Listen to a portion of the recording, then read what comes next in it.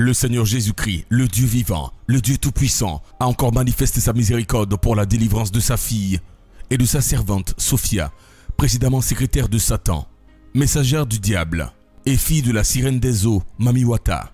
Elle a beaucoup travaillé à faire tomber des églises, accompli plusieurs grandes missions de Satan et de Mami Wata dans le monde spirituel. Elle utilisait le sperme des hommes pour fabriquer tout ce qui brillait aux yeux des hommes, pour créer une attirance en eux. Elle était à moitié esprit. Mesdames et messieurs, chers téléspectateurs, nous vous invitons à écouter son témoignage, opéré par la grâce de Dieu à l'église armée de prière et de délivrance en Jésus-Christ. Un lieu où le Seigneur a demandé de dévoiler les œuvres du diable et des ténèbres, afin que tous les hommes et les femmes reçoivent leur délivrance et vivent la vie de gloire à laquelle Dieu les appelle. J'étais messager de Satan, c'est-à-dire j'étais sa sentinelle. Partout où il partait, lorsqu'il devait se déplacer, c'est moi qui annonçais son arrivée.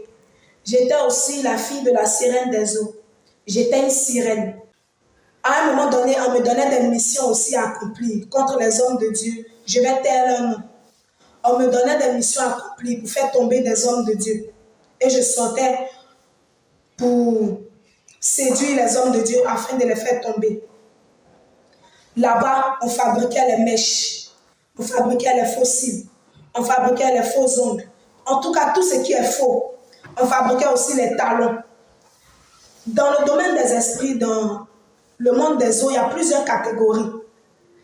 Il y a ceux qu'on envoie pour des missions, il y a ceux qui fabriquent des choses, il y a ceux qui transforment des choses, il y a ceux aussi, lorsque les sirènes vont avoir des rapports avec les hommes, la sémence des hommes, ils prennent et ils viennent donner à ces esprits-là. Et ces esprits prennent pour fabriquer tout ce qu'on voit sur la terre. Moi, à un certain niveau, j'étais plus humaine. J'étais un esprit qui sortait de l'eau pour aller accomplir des missions. Lors de mon initiation, j'ai été baptisée Ivana. Mon nom de sirène a été Ivana. Donc, seule Mami Wata, ma grand-mère et Satan connaissent ce nom-là. Et puis, à chaque fois que je vais avec un homme, moi, je reçois pas du plaisir. Excusez-moi, c'est lui qui reçoit du plaisir parce que j'avais une poche au niveau de mon intimité. Je recueillais ses sémences et je partais vers lui. C'est-à-dire, j'étais arrivée à un niveau où je travaillais avec les esprits, même les esprits de l'air. Souvent, quand un esprit est dans l'air comme ça, moi je le vois. Même dans les marchés. Quand je rentre dans le marché comme ça, je sais qui est sorcier, qui ne l'est pas. Je sais qui vient de quoi, qui pratique quoi. Même quand je marche dans la rue. Quand je marche dans la rue comme ça, toutes les personnes qui sont devant moi, je connais les sorciers. Je sais qui est sorcier. Je sais qui est rosicrucien. Je sais qui est franc-maçon. Je sais qui est cancard. Je connaissais la catégorie des démons de chaque personne. Je savais déjà leur vie. Je savais que maintenant j'étais devenue une voyante. Je voyais dans le monde spirituel. Quand je partais à l'école comme ça, et que le maître met une interrogation au tableau, je connais déjà la réponse. C'est comme si un esprit vient rédiger le devoir et moi je recopie. Ça fait que j'étais toujours première de la classe. Les talons, les chaussures talons, c'est les sabots de Satan. C'est-à-dire que Satan a fait sa reproduction et il a envoyé ça sur la terre. Toutes celles qui portent les talons, là, vous portez la marque du diable. Parce que c'est l'ennemi qui marche comme ça. Dieu, s'il voulait qu'on marche en hauteur, il allait nous créer comme ça. Mais il ne nous a pas créé comme ça. Il a créé les pieds plats pour que nous soyons stables. Mais Satan, il met en nous un esprit de rébellion afin qu'on change la couleur de nos peaux. On change la couleur de nos yeux. Même les lentilles, c'est les yeux de Mami Wata qu'elle a reproduit pour mettre ça sur le monde ici, le monde physique. Quand tu prends les lentilles, tu mets ici, tu mets ici. À un certain moment, tu vas voir que tu commences à avoir les esprits. Tu commences à avoir de la clairvoyance. Parce que les lentilles, ce n'est pas bon. Moi, j'avais des lentilles au niveau de mes yeux. Quand je venais à la main de prière, j'avais des yeux verts. Des yeux de mamba vert. J'avais des yeux de mamba vert. Les parfums. Le parfum, c'est le pipi des esprits. Ils pissent et ils prennent ça à chaque pipi. Chaque odeur a un esprit qui est attaché à l'odeur. Donc, évitez au maximum. Vous attirez des esprits. vous mettez des esprits sur vous. C'est mieux d'attacher le foulard. Le foulard, au moins, c'est Dieu qui l'a recommandé à ses enfants. Parce que le foulard, c'est la couronne de la femme. C'est mieux de l'attacher. Toutes les femmes qui portent le foulard, les esprits ont très peur d'elles. Les femmes qui portent le foulard et qui se dépouillent, qui ne mettent aucun artifice de la sirène des eaux sur elles. En tout cas, les esprits se tiennent à distance. Et lorsqu'elles ordonnent aux esprits avec autorité, les esprits se fuient. Et Satan nous a dit qu'il y avait une église en Côte d'Ivoire ici. Bon, je vais taire le nom de l'église. L'église en Côte d'Ivoire ici, qu'il fallait vraiment qu'on s'attaque à cette église-là. On dit on ne peut pas s'attaquer à cette église. Il y a un qui a dit on ne peut pas s'attaquer à cette église. Sur le champ, il est mort. Parce que Satan n'est pas comme Mami Wata. Elle écoute la raison pour laquelle tu as dit tu ne peux pas faire ça. Satan, dès que tu dis tu ne peux pas, il te tue sur le champ. Donc, quand il a dit ça, Satan l'a foudroyé sur le champ, il est mort. Donc nous tous, on a eu peur. On a eu peur. On dit, ah, grand maître. C'est comme ça on l'appelait. On appelait Satan grand maître. On n'avait même pas, ou bien on l'appelait l'ange de la lumière. On ne l'appelait pas Satan là-bas. Donc, une fois, la réunion qu'on a tenue, quand il a tué l'autre, la peur nous a tellement saisi qu'il y a un qui a dit, mais il y a Jésus là-bas. On ne peut pas. Satan est tombé de son trône automatiquement. Il est tombé de son trône directement. En même temps, nous tous, on a commencé à avoir peur. On dit, ah, grand maître, grand maître, grand maître, qu'est-ce qui se passe? Il dit que plus jamais vous allez dire ce nom-là encore. On a dit, ok. Il dit, sortez. On est sorti. Quand la sirène des eaux rentre dans une église comme ça, tout le monde sait qu'il y a quelqu'un qui est rentré. Parce qu'elle aime qu'on la voit. Elle aime qu'on la remarque. Même souvent, quand on la voit, mais elle va manger chewing-gum pour qu'on sache qu'elle est là. Elle aime qu'on... Donc, tous ceux qui aiment se faire voir, les pasteurs qui aiment se faire voir, ceux-là, ils sont habités par la sirène des eaux. C'est vrai, je le dis pas pour indexer quelqu'un, mais je le dis parce que la sirène des eaux a travaillé avec moi et je veux la dévoiler.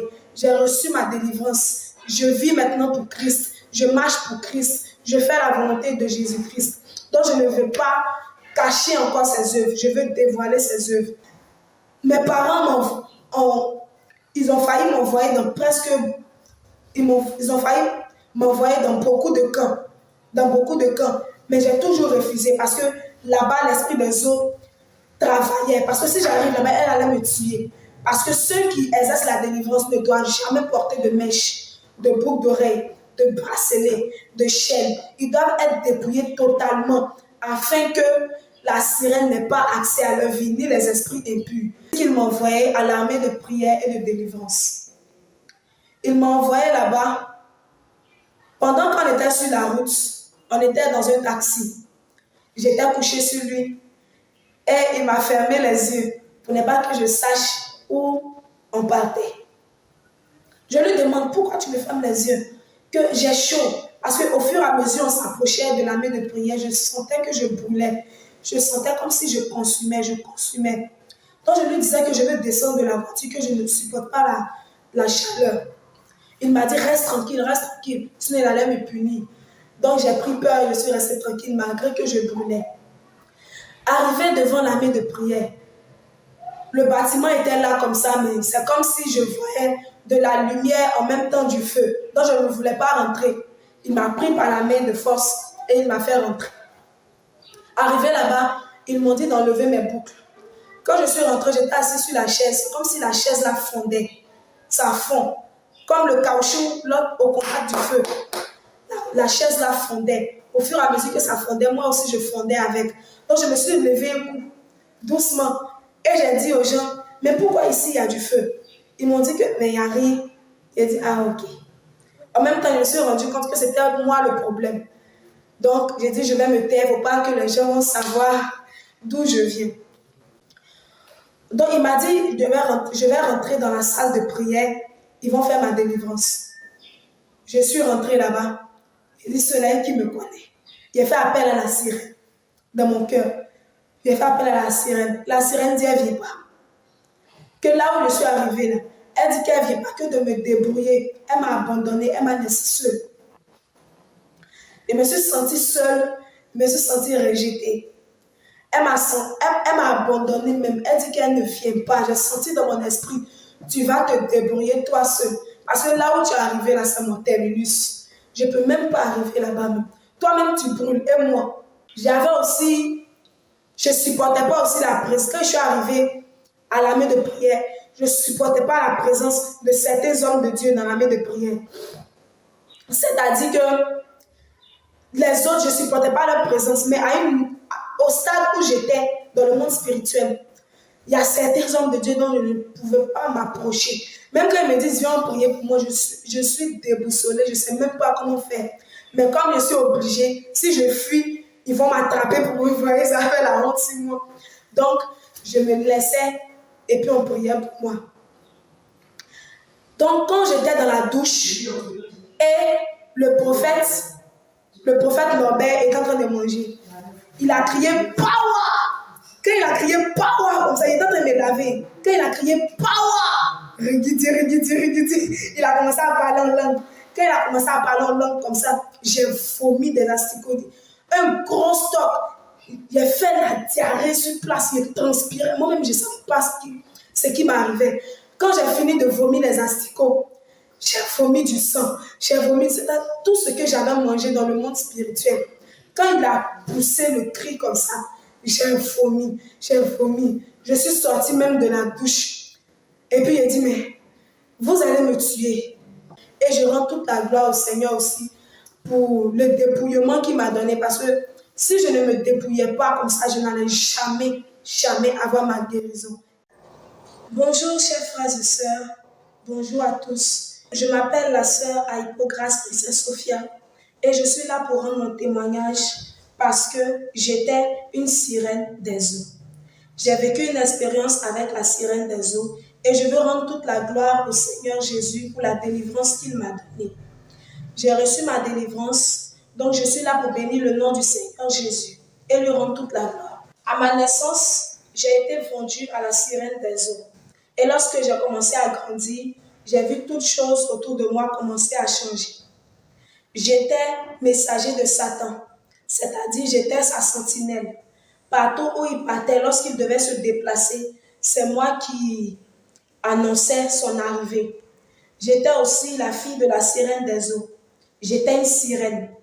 Et lorsque je dormais comme ça, je sortais de mon corps pour aller être avec la sirène des eaux, c'est-à-dire aller accomplir ce qu'elle me disait d'accomplir. J'ai vécu plusieurs expériences que je vais vous raconter maintenant parce que je veux dévoiler les œuvres de Satan.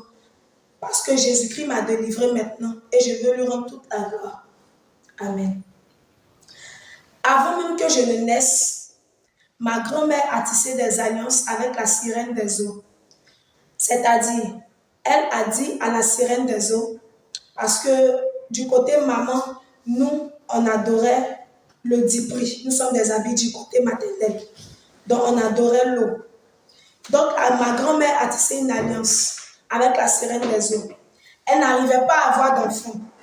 Donc, pour qu'elle ait des enfants garçons, elle a dit à la sirène des eaux que lorsque ma fille grandira et qu'elle aura un mari, sa première fille qui viendra, je vous la consacre.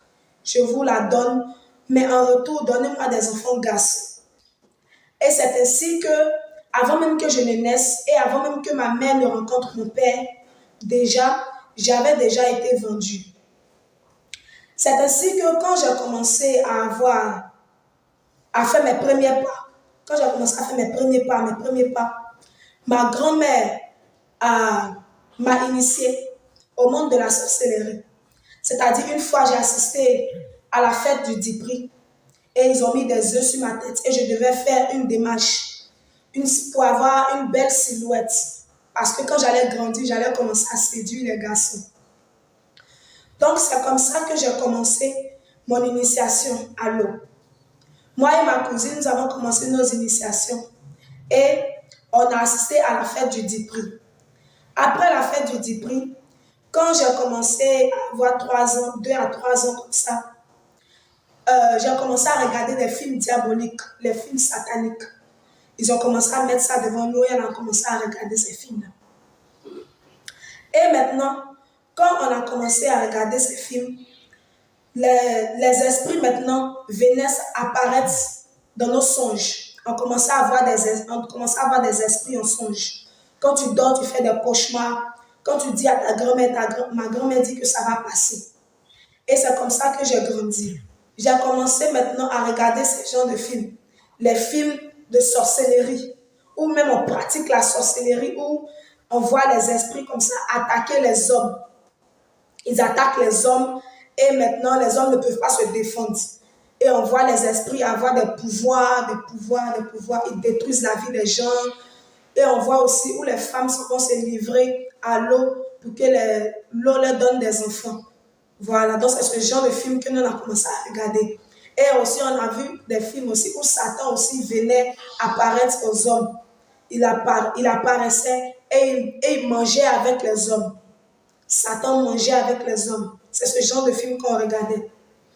Donc quand on a commencé à grandir, quand j'ai été adolescente, j'ai commencé maintenant à avoir des expériences personnelles avec la sirène des eaux.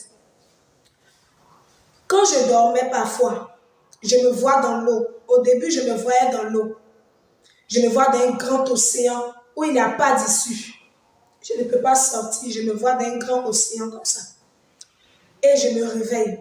Mais à un certain moment, je ne pouvais plus me réveiller facilement comme ça. Je rentrais maintenant dans les profondeurs de l'eau. Je rentrais. Et au fur et à mesure que je rentrais, je découvrais un monde. Je découvrais un royaume. Et c'est là, la sirène des eaux maintenant a commencé à venir à moi, en forme humaine. Elle m'a dit que ma grand-mère l'a envoyée pour venir prendre soin de moi, que moi je l'appartenais. Elle est là pour prendre soin de moi, que tout ce que j'ai à lui dire, tout ce que je ressens dans mon cœur, il faudrait que je le lui dise. Il faudrait que je soumette à elle mes préoccupations. Il faudrait que je lui dise ce que je ressens, que c'est elle ma vraie mère, que mes parents ne sont pas mes parents, que c'est ce qu'elle me disait. Mes parents ne sont pas mes parents, qu'il faudrait que je me confie à elle. Donc, à un certain moment, j'ai commencé à voir mes parents comme des ennemis. Puisque c'est ce qu'elle me disait à tout moment, surtout mon père. Elle me disait que mon père n'était pas mon père et qu'au début de la grossesse, il ne voulait pas de moi. Que c'est pour cela qu'il m'a laissé chez ma grand-mère. Donc, j'ai commencé maintenant à m'adresser à elle. Au fur et à mesure, j'ai commencé à lui parler. Et lorsque je découvrais le monde des eaux, elle m'a dit que j'étais sa fille. C'est comme si la sirène des eaux assise sur son trône et moi j'étais à côté d'elle. C'est moi, quand elle voulait des choses, c'est moi je partais faire des missions pour elle, tout ça, et je revenais. Mais à un certain moment, je suis montée en grade, je suis arrivée au 2e niveau.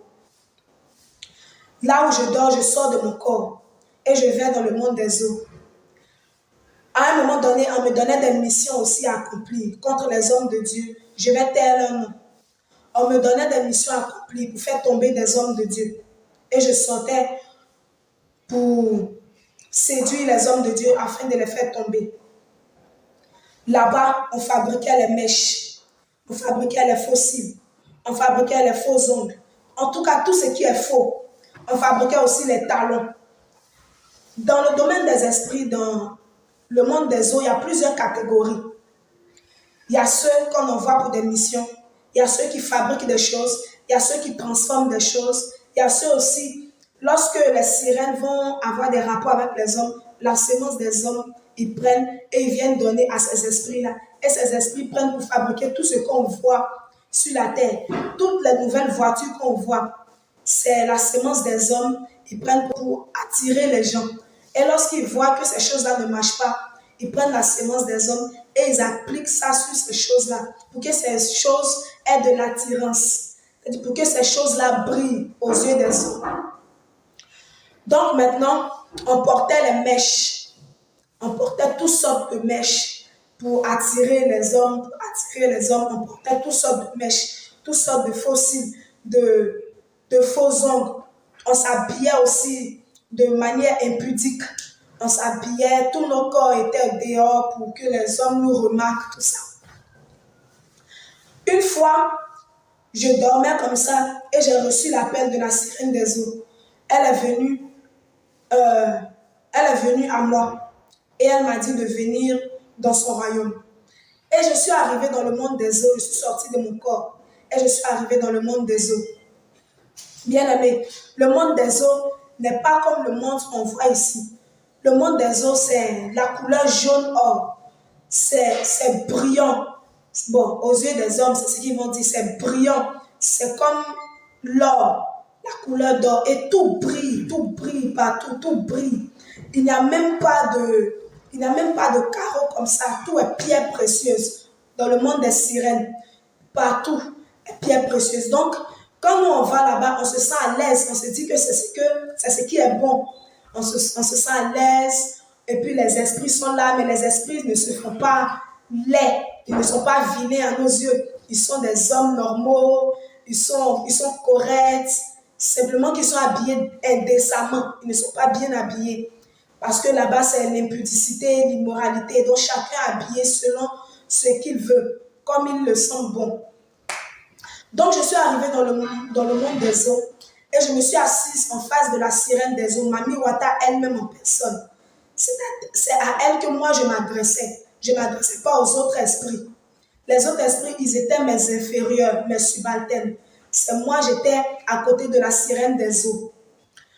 Donc ainsi, comme ça, elle m'a dit qu'il y a un homme de Dieu qui la fatigue beaucoup, qu'elle n'aime pas vraiment cet homme de Dieu, qu'il faudrait que j'aille pour le faire tomber. Il lui a dit que c'était un petit problème, que j'allais partir, moi et ma cousine, afin de le faire tomber. Donc nous sommes sortis comme ça. C'était en journée. J'ai fait mine d'aller à l'école devant les parents. J'ai fait mine d'aller à l'école et je suis partie avec ma cousine pour faire tomber l'homme de Dieu. Nous sommes arrivés devant son église. Mais devant son église, l'état spirituel de son église n'était pas du tout bon. C'est-à-dire, quand nous sommes arrivés devant l'église, bon, aux yeux des hommes, l'église est là, luxueuse. Mais en bas de l'église, c'est comme s'il y avait des ossements. Les ossements, là, les ossements humains. Donc, nous sommes retournés immédiatement voir la sirène des eaux et nous lui avons dit, mais tu dis que cet homme de Dieu-là, il est puissant à tes yeux, tout ça. Mais pourquoi en bas de son église, il y a des ossements humains, que ça nous appartient? Et même dans son église, les gens font des mèches. Que ça, là, pour tomber, là, c'est pas compliqué. Pourquoi c'est nous tu envoies? Faut envoyer les petites là, que c'est elle qui doit partir. Elle dit non. Je vous envoie vous, parce que cet homme de Dieu, il a quelque chose en lui qui est bizarre. C'est-à-dire, cet homme de Dieu là, il partage, il est gentil. Donc ça ouvre les portes, les écluses des cieux sont ouvertes sur sa vie. Ça fait que nos attaques ne peuvent pas passer facilement. Puisqu'un homme de Dieu est gentil, il partage. Satan n'aime pas du tout. Quand un homme de Dieu est renfermé, tout est pour lui. Il n'aime pas la gentillesse. Quand un homme de Dieu, ses mains sont faciles, il donne aux gens. Il est gentil. Satan n'aime pas ça.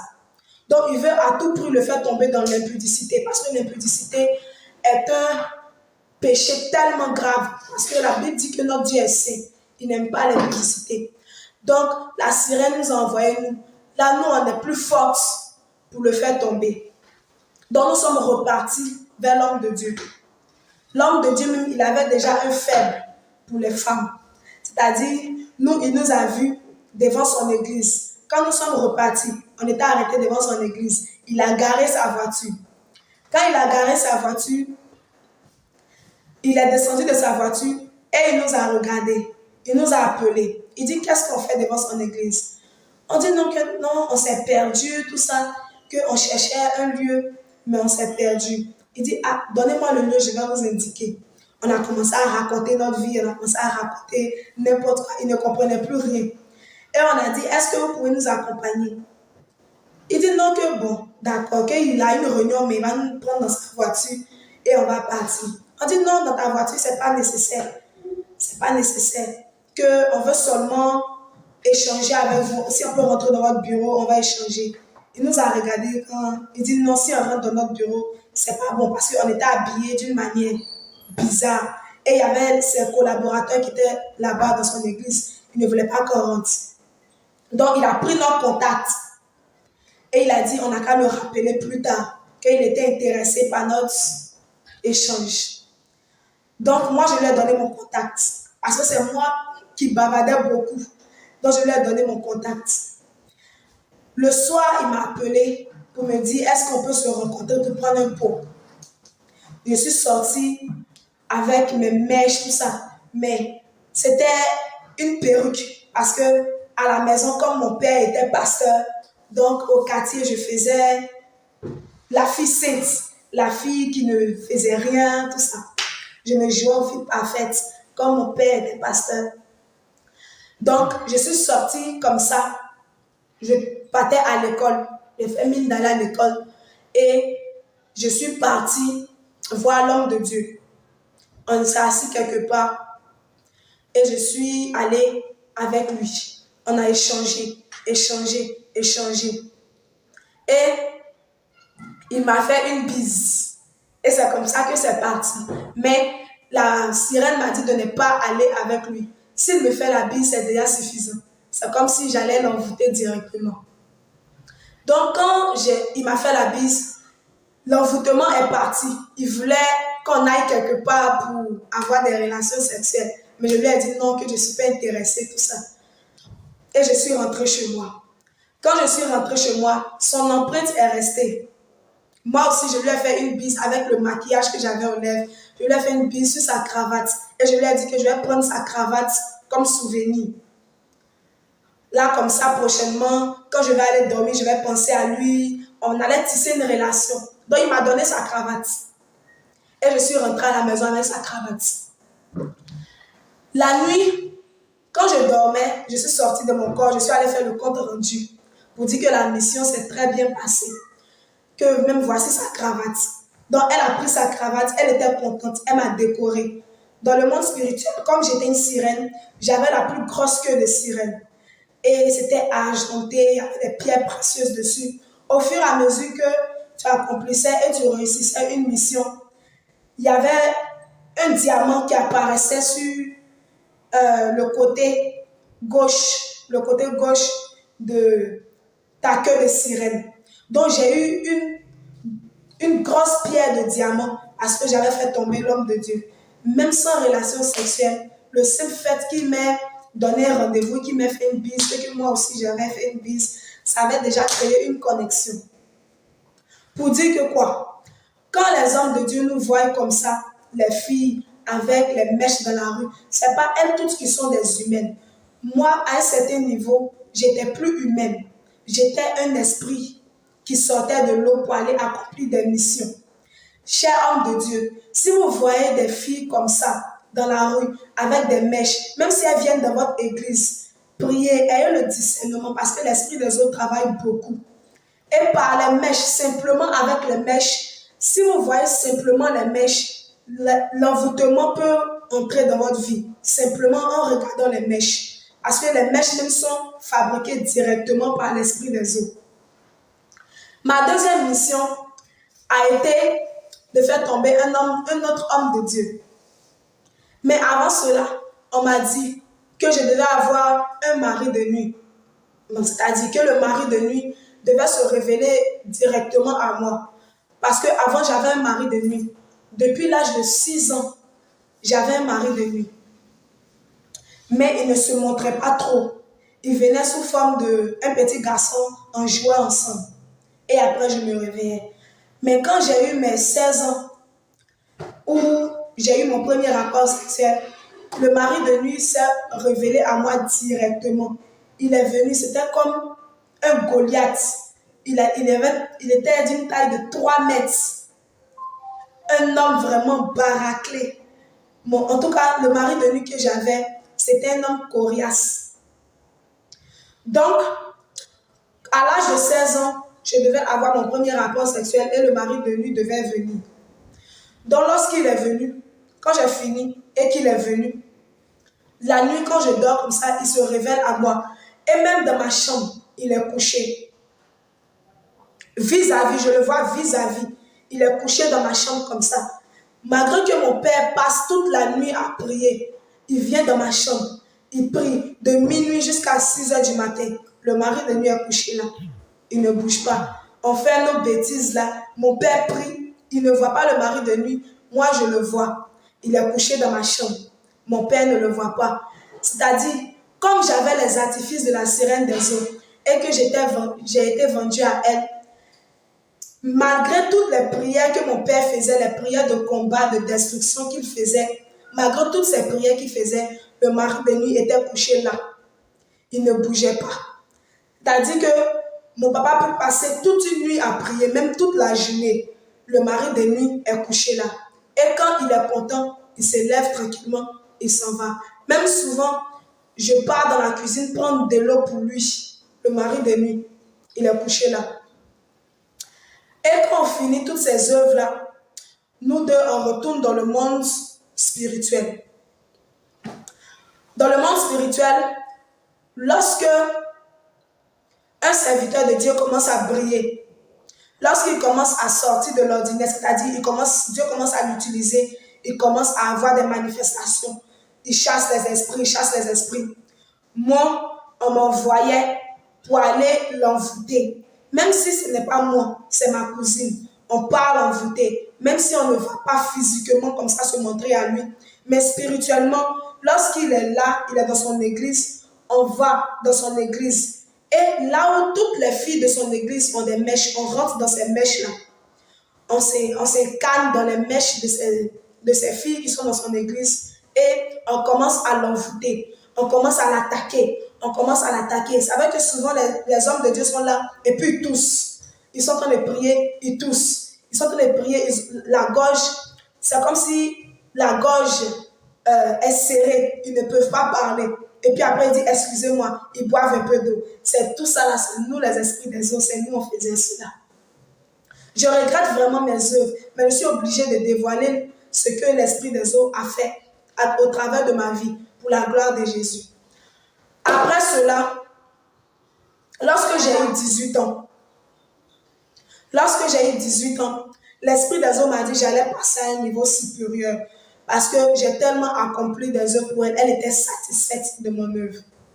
Donc, j'allais monter à un niveau supérieur. Mais avant d'arriver à ce niveau supérieur, je devais faire tomber une fille de mon quartier parce qu'elle était pieuse. Une fille de mon quartier que je devais faire tomber. Elle était pieuse, elle n'aimait pas les garçons, elle n'aimait pas sortir. Mais comme moi, j'attirais beaucoup de personnes à moi. Je suis une fille dure de caractère. Donc comme j'attirais les gens à moi, elle m'a dit de me rapprocher de cette fille-là et d'essayer de créer une relation amicale avec elle.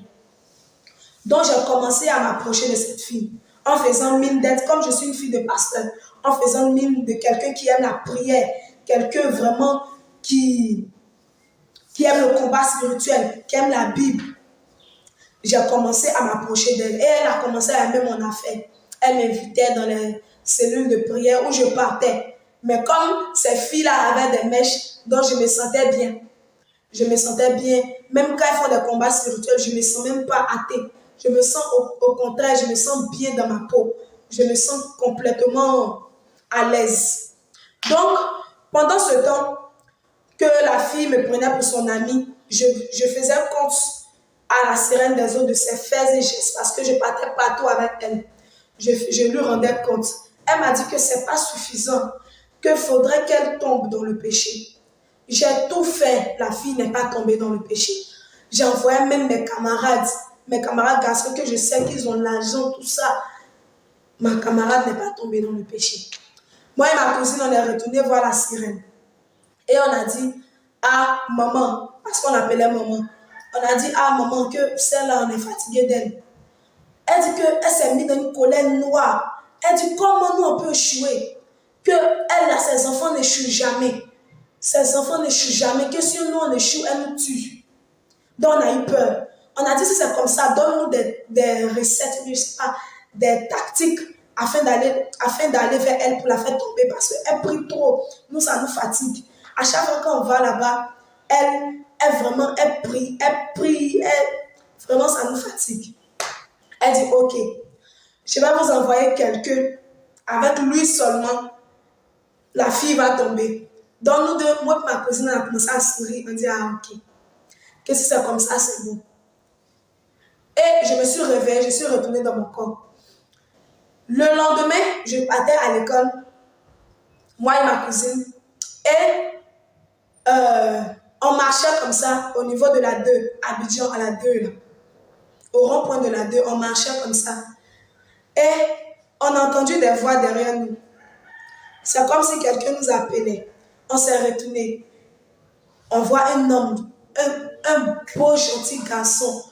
En tout cas, un beau jeune homme. On l'a vu avec une voiture vraiment de qualité. Vraiment, ce n'est pas les voitures, on voit, ce n'est pas les voitures d'ordinaire. On a vu ce jeune homme-là. Et il a dit, Sophia, je me suis retournée. Et j'ai dit, vous êtes qui? Il a dit, bonjour Ivana.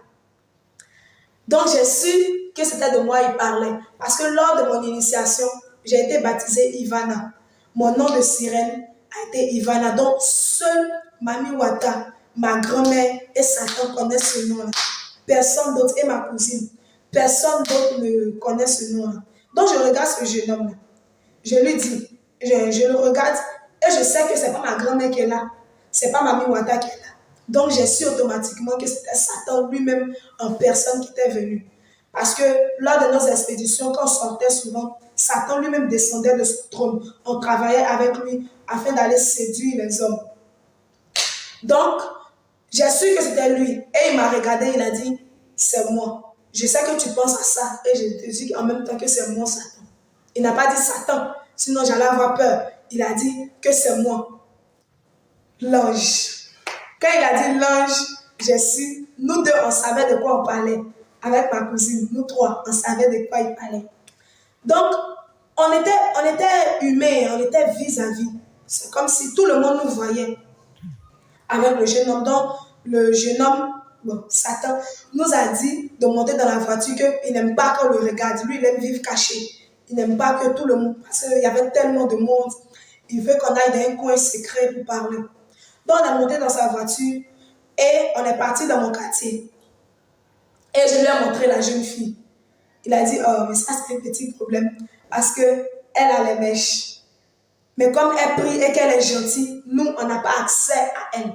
Donc, lui-même, il est venu.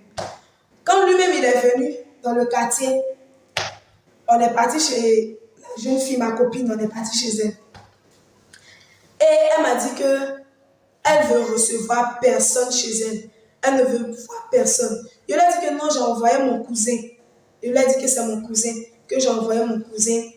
Je veux qu'il fasse connaissance parce que lui, c'est un homme de prière. Il aime la prière vraiment. Il est à la tête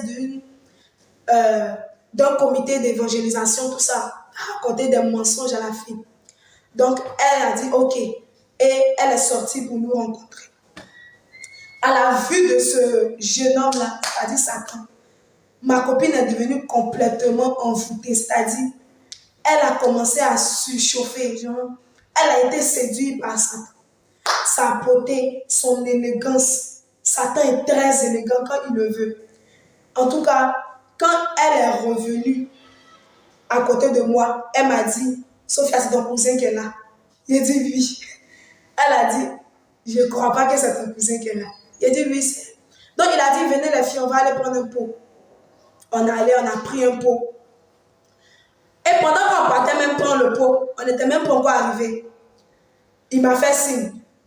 Et nous, on est descendu de la voiture. On a dit, on vous laisse. Je vais taire le nom de la jeune fille. On a dit, on vous laisse. Elle dit, OK. Que laissez-nous. Elle-même, elle était contente même quand on les laisse. Donc, on a dit, OK. Donc, on est retourné. Moi et ma cousine, on est retourné à la maison. C'est comme ça que Satan est parti avec ma copine dans un endroit seul et isolé. Et ils ont eu des relations sexuelles. Après ça, j'ai été élevée en grade, c'est-à-dire que comme j'ai réussi à faire tomber ma camarade, parce que c'est ma connexion, donc comme j'ai eu à faire tomber ma camarade, j'ai été encore élevée en grade. Et on m'a dit que maintenant, je vais être demi-esprit, demi-humain. C'est là que j'étais fatiguée. Parce que l'alliance de mon Dieu, l'alliance de mon Père me réclamait. Mon Père priait chaque fois pour moi, pour dire Seigneur, Seigneur, interviens dans la vie de ma fille. Interviens dans la vie de ma fille. Donc, j'ai senti comme une force qui m'oppressait. À chaque fois, tu vois des esprits démoniaques, des esprits, des monstres à 8 têtes. Donc, j'ai commencé à avoir peur. Parce que l'initiation, c'était comme ça. Tu allais voir des esprits démoniaques, des esprits vraiment comme des grenouilles. C'était vraiment effrayant. Donc, j'étais tellement fatiguée qu'une fois, je suis rentrée dans la chambre de mon père. Ils m'ont dit de ne jamais dire à mon père que j'étais une sirène jusqu'à ce que je sois complètement un esprit et que même il sache que j'appartiens maintenant au monde spirituel. Mais cette nuit-là, la nuit de mon initiation, j'ai eu tellement peur de ces esprits qui étaient venus. Donc je suis allée dire à mon père que j'étais une sirène, que je travaillais pour l'esprit des eaux. Mon père m'a regardé et il m'a dit, ok. Il a commencé à rire, mais il me disait que non, mais que tu racontes n'importe quoi. Il a dit, papa, c'est vrai. Donc quand il a vu mon regard, il a su vraiment que je disais la vérité. Quand j'ai dormi, c'est-à-dire le jour où je lui ai dit ça, la nuit, quand j'ai dormi, ils m'ont fouetté, ils m'ont battu, je saignais même. Ils m'ont arraché la queue de sirène, ils m'ont arraché tous les diamants, ils m'ont dépouillé de tout et ils m'ont dit je suis bannie. Alors donc j'ai regardé Mamie Wata et je lui ai dit, après tout ce que j'ai fait pour toi, c'est comme ça que tu me récompenses. Parce que j'ai dit simplement à mon père que j'étais une sirène. C'est parce que je souffrais que je lui ai dit. Elle dit, comment oses-tu me répondre? Elle est descendue de son siège, je lui ai demandé pardon. Je lui ai demandé pardon. Elle dit, moi je n'ai pas de pitié. Je n'ai pas de pitié, que je n'aurai jamais pitié de toi. Allez, va-t'en, tu es banni d'ici. Je te rejette. Donc j'ai commencé à pleurer. Ils m'ont tellement battu que quand je me suis réveillée, c'est comme si j'étais morte. J'ai commencé à être malade, malade, malade. Je partais même à la mort. Et je suis allée à l'hôpital. Ils m'ont dit que c'était un palu avec anémie parce que j'étais vidée de mon sang. Ils m'ont tellement battu que je n'avais plus de sang en moi. Donc mon père a prié pour moi, mon père a prié pour moi, il a prié pour moi, il a prié pour moi. C'est passé. Je suis retournée encore dans le monde spirituel. Quand ils ont vu que mon père a prié là, Mamie Wata est venue, qu'elle s'excuse pour tout le désagrément. Parce qu'elle a vu que quand elle m'a lancé la maladie et que mon père a prié, c'est passé. Donc elle a vu que j'allais voir qu'elle était méchante.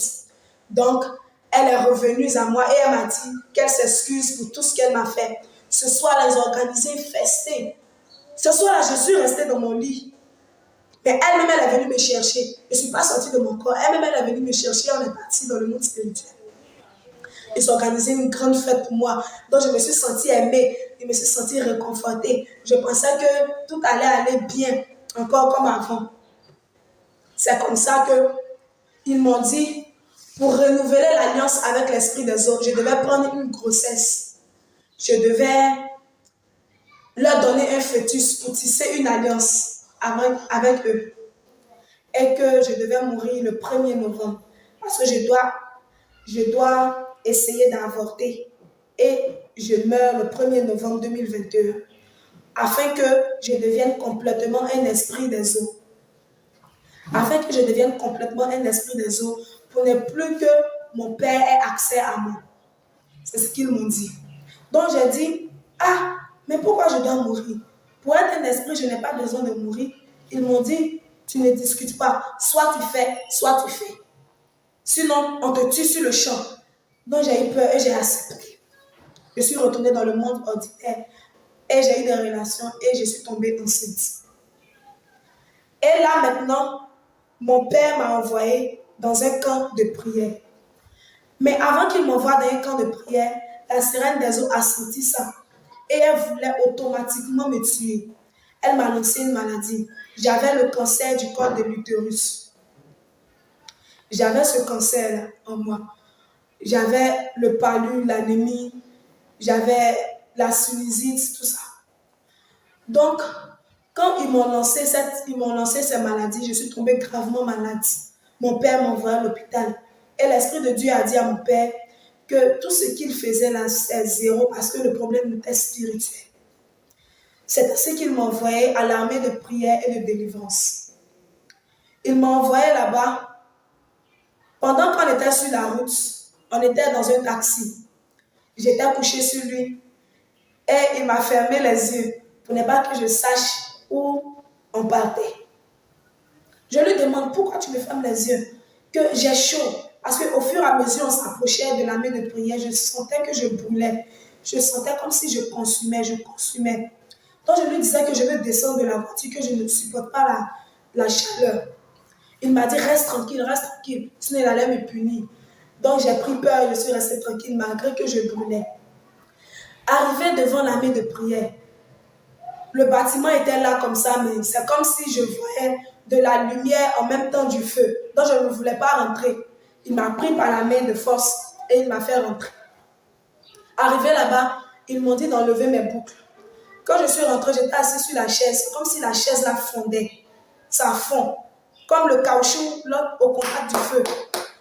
La chaise là fondait. Au fur et à mesure que ça fondait, moi aussi je fondais avec. Donc je me suis levée un coup, doucement. Et j'ai dit aux gens, mais pourquoi ici il y a du feu? Ils m'ont dit que, mais il n'y a rien. J'ai dit, ah ok. En même temps, je me suis rendu compte que c'était moi le problème. Donc, j'ai dit, je vais me taire, il ne faut pas que les gens vont savoir d'où je viens. Donc, je souffrais. Ils m'ont dit de rentrer dans la salle de prière parce qu'ils étaient en train d'intercéder, donc de rentrer pour m'asseoir là où ils étaient en train de prier. Je suis rentrée. C'est comme si les prières étaient assourdissantes. Je n'arrivais pas à entendre ce qu'ils disaient. C'est comme si des bruits de pilons, des coups de mortier dans mes oreilles. Pendant qu'ils priaient, des coups de mortier, je n'arrivais même pas à supporter leur présence. En même temps, l'homme de Dieu est venu, l'évangéliste. Quand il est rentré, il m'a regardé. J'étais couchée, j'étais toute pâle. Ma peau quittait sur moi parce que j'étais en train de mourir. Je sentais même la pourriture. J'étais en train de pourrir. J'étais morte même. Quand je suis arrivée à la main de prière, j'étais complètement morte. Quand je suis rentrée dans son bureau, je voyais, lui il était assis en face de moi et mon père était assis à côté de moi. Mais quand je le voyais, c'est comme si je voyais un être bizarre. C'est-à-dire, un homme qui était assis là, mais c'était comme s'il était un vieillard. Ses yeux étaient en feu. Je n'arrivais pas à le regarder en face. Il avait des cheveux blancs comme ça. Je n'arrivais pas à le regarder en face. Et il m'a demandé, tu es gêné? Il a dit non, je ne suis pas gêné. Je regardais à côté. Et je lui ai dit, est-ce que je peux me coucher? Parce qu'il était assis sur la chaise qui brûlait. Mais par terre aussi, c'était du feu. Quand je suis couchée, un peu seulement je me lève, je m'en vais cracher, je m'en vais vomir. Tout ce qui sortait de moi, c'était de la pourriture. Donc il m'a dit, je vais rentrer dans la salle de prière, ils vont faire ma délivrance. Je suis rentrée là-bas. Il dit, cela qui me connaît. J'ai fait appel à la sirène dans mon cœur. J'ai fait appel à la sirène. La sirène dit, elle ne vient pas. Que là où je suis arrivée, là, elle dit qu'elle ne vient pas que de me débrouiller. Elle m'a abandonnée, elle m'a laissée seule. Je me suis sentie seule, je me suis sentie rejetée. Elle m'a abandonnée même. Elle dit qu'elle ne vient pas. J'ai senti dans mon esprit, tu vas te débrouiller toi seule. Parce que là où tu es arrivé, là, c'est mon terminus. Je ne peux même pas arriver là-bas. Toi-même, tu brûles et moi. Donc, débrouille-toi. Tu devais résister, tu ne devais pas arriver là-bas. Lors de ton initiation, on allait trouver une solution. Mais tu as voulu partir là-bas. Donc, débrouille-toi maintenant. Je t'abandonne, je te délaisse. Débrouille-toi dans ton coin. Mais je ne vais pas abandonner ma grossesse. Sache ça. L'enfant que tu portes là, il m'appartient. Je ne vais pas le laisser. Donc, si toi-même tu es délivré, ou bien si toi-même tu n'es plus de notre monde là, l'enfant qui est dans ton ventre là, il sera toujours un point de connexion. On va toujours venir dans ta vie parce que tu as quelque chose qui nous lie. Donc, je suis rentrée dans la salle de délivrance tout abattue. Je voulais les attaquer, mais j'ai été découragée. Parce que ce qu'elle m'a dit, au moins si j'avais son soutien, je pouvais faire quelque chose contre les hommes de Dieu. Mais elle m'a découragée. Je suis rentrée toute découragée dans la salle de délivrance. Ils m'ont dit de prier. Je ne savais même pas comment prier. Malgré que quand j'étais à la maison, mon père nous montrait à prier et nous enseignait la parole de Dieu, tout ça. Mais je ne pouvais pas prier parce que je sentais comme une force occulte, une main noire sur mon cœur. J'étouffais. J'étais en train de rendre l'âme, j'étais en train de mourir. Donc les hommes de Dieu ont senti ça. Ils ont senti que j'étouffais. Ils ont commencé à prier. Ils ont commencé à prier. Je sentais des griffes dans mon cœur. Ça fait que j'étouffais. Pendant qu'ils étaient en train de prier, ils étaient en train de prier. La main là a commencé à quitter. Les griffes ont commencé à quitter. A commencé à quitter. Et puis j'ai commencé à rendre. J'ai commencé à rendre. Quand ils ont fini ça, papa m'a dit je vais faire 2 jours secs, 2 jours montée descente et puis 3 jours secs. Il dit 3 jours secs, là, moi je ne peux pas faire. Il a commencé à discuter. Même mes cheveux, j'avais plein de cheveux. J'avais mis des produits dedans pour faire pousser. J'avais de très très longs cheveux. Spirituellement, il m'arrivait au pied. Il traînait même à une distance. Pas possible. Il traînait même. Mais dans le physique, il m'arrivait à l'épaule là. Donc j'avais de tellement... Et puis mes cheveux étaient très très très noirs. Mes cheveux étaient très noirs. J'avais mis des produits dedans. Donc l'homme de Dieu m'a dit de couper. Il a dit, je ne coupe pas. Il ne peut pas me coiffer, que c'est impossible. Ces cheveux-là, il a trop lutté pour ça. Donc, je ne peux pas me coiffer. Il m'a dit, OK. Donc, on a commencé, le premier jour de montée descente, on a commencé à prier. On m'avait lancé un esprit de mort. L'esprit de mort est parti. Il a senti même le cancer même disparaître. Parce que le cancer du corps de l'utérus, c'est comme si j'avais des boules au niveau de mon bas-ventre. Toutes ces boules ont disparu. Même au niveau de mon utérus, je saignais. Tous ces saignements-là ont disparu. J'avais des douleurs aussi. À chaque fois que mes menstrues viennent, je peux me coucher là comme ça. 4 jours, je ne bouge pas, je suis couchée. On m'envoie la nourriture.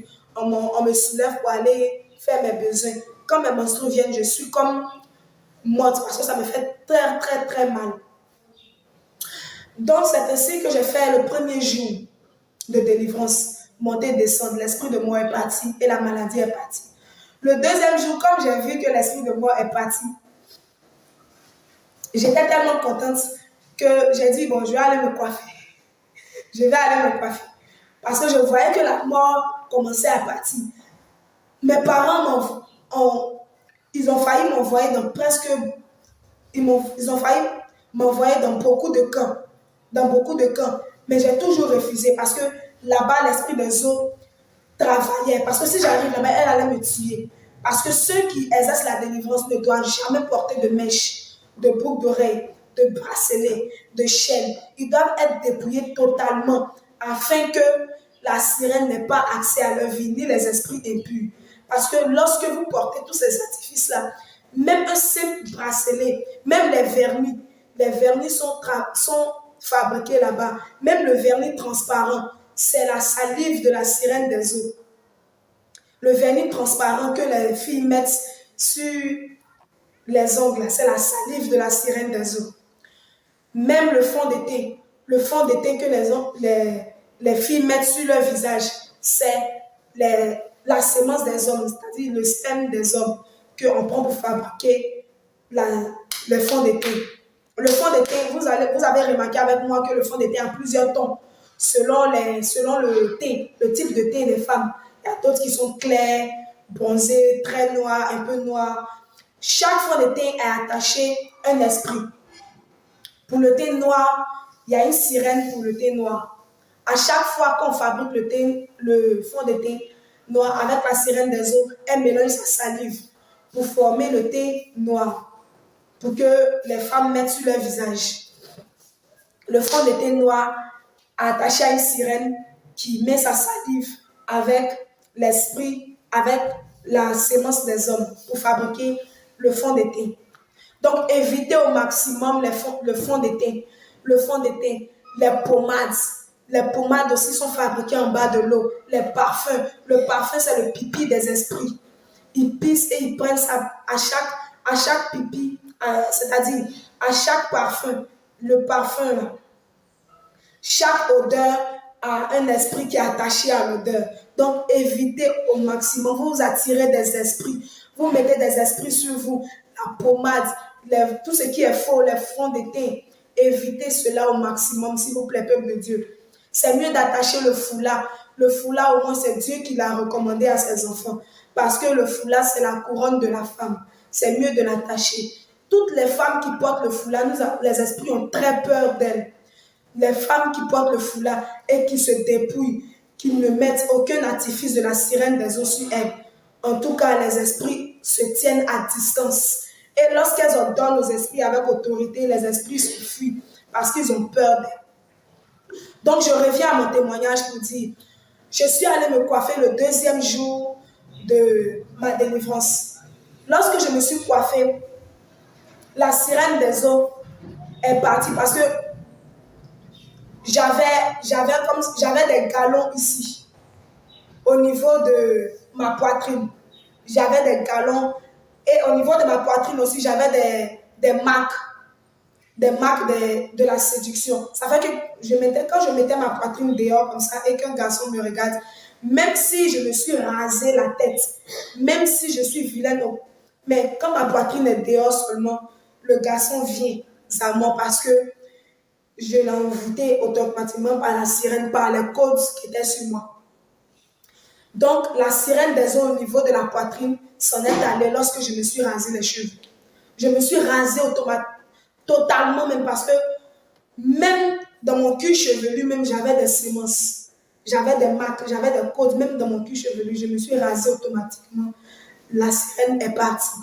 Maintenant, la bataille se situait au niveau de ma hanche et de mes pieds. Parce que la queue de sirène ne voulait pas partir comme ça. Le premier jour de mes 3 jours secs, j'ai dit à l'homme de Dieu d'appeler mes parents afin qu'ils me jettent tous les artifices que j'avais à la maison. J'avais toutes sortes de fonds de teint, j'avais toutes sortes de peignes, de brosses, toutes sortes de faux ongles, toutes les couleurs, toutes les marques. J'avais toutes sortes d'habits, j'avais toutes sortes de talons, toutes sortes de vêtements, toutes sortes de maquillage, toutes sortes de pommades aussi, de parfums. Moi-même, j'étais une vendeuse de parfums. Je vendais les parfums, tout ça. Donc, j'ai dit à mes parents de me jeter tout ça. Et lorsqu'ils m'ont jeté ça, automatiquement, j'ai reçu ma délivrance. La queue de poisson est partie. Quand mes parents m'ont jeté tous mes artifices, automatiquement, la queue de sirène s'en est allée. Mais elle s'est limitée au niveau de mes genoux. C'est-à-dire, elle ne voulait pas partir automatiquement, totalement comme ça. Donc, j'ai fait une prière à Dieu. Parce que, à la main de prière, ils m'ont donné 3 heures de prière par jour. Donc, pendant mes 3 heures, je faisais une prière à Dieu. Et je disais que si tu me délivres, si tu fais que cette queue de sirène s'en va, lorsqu'ils vont prier pour moi, plus jamais je vais mettre ces choses-là sur moi encore. Et je vais même inciter les gens à ne plus mettre ce genre de choses sur leur vie. Quand je vais sortir de là, je vais me sanctifier. Je vais parler de toi partout. Je vais rendre mon témoignage. Et même dans le corps musical où je suis, parce que je suis chanteur, dans le corps musical où je suis, je vais emmener le dépouillement là-bas. Si je sors, je finis ma délivrance, je finis mon remplissage, tu me remplis, tu me délivres totalement.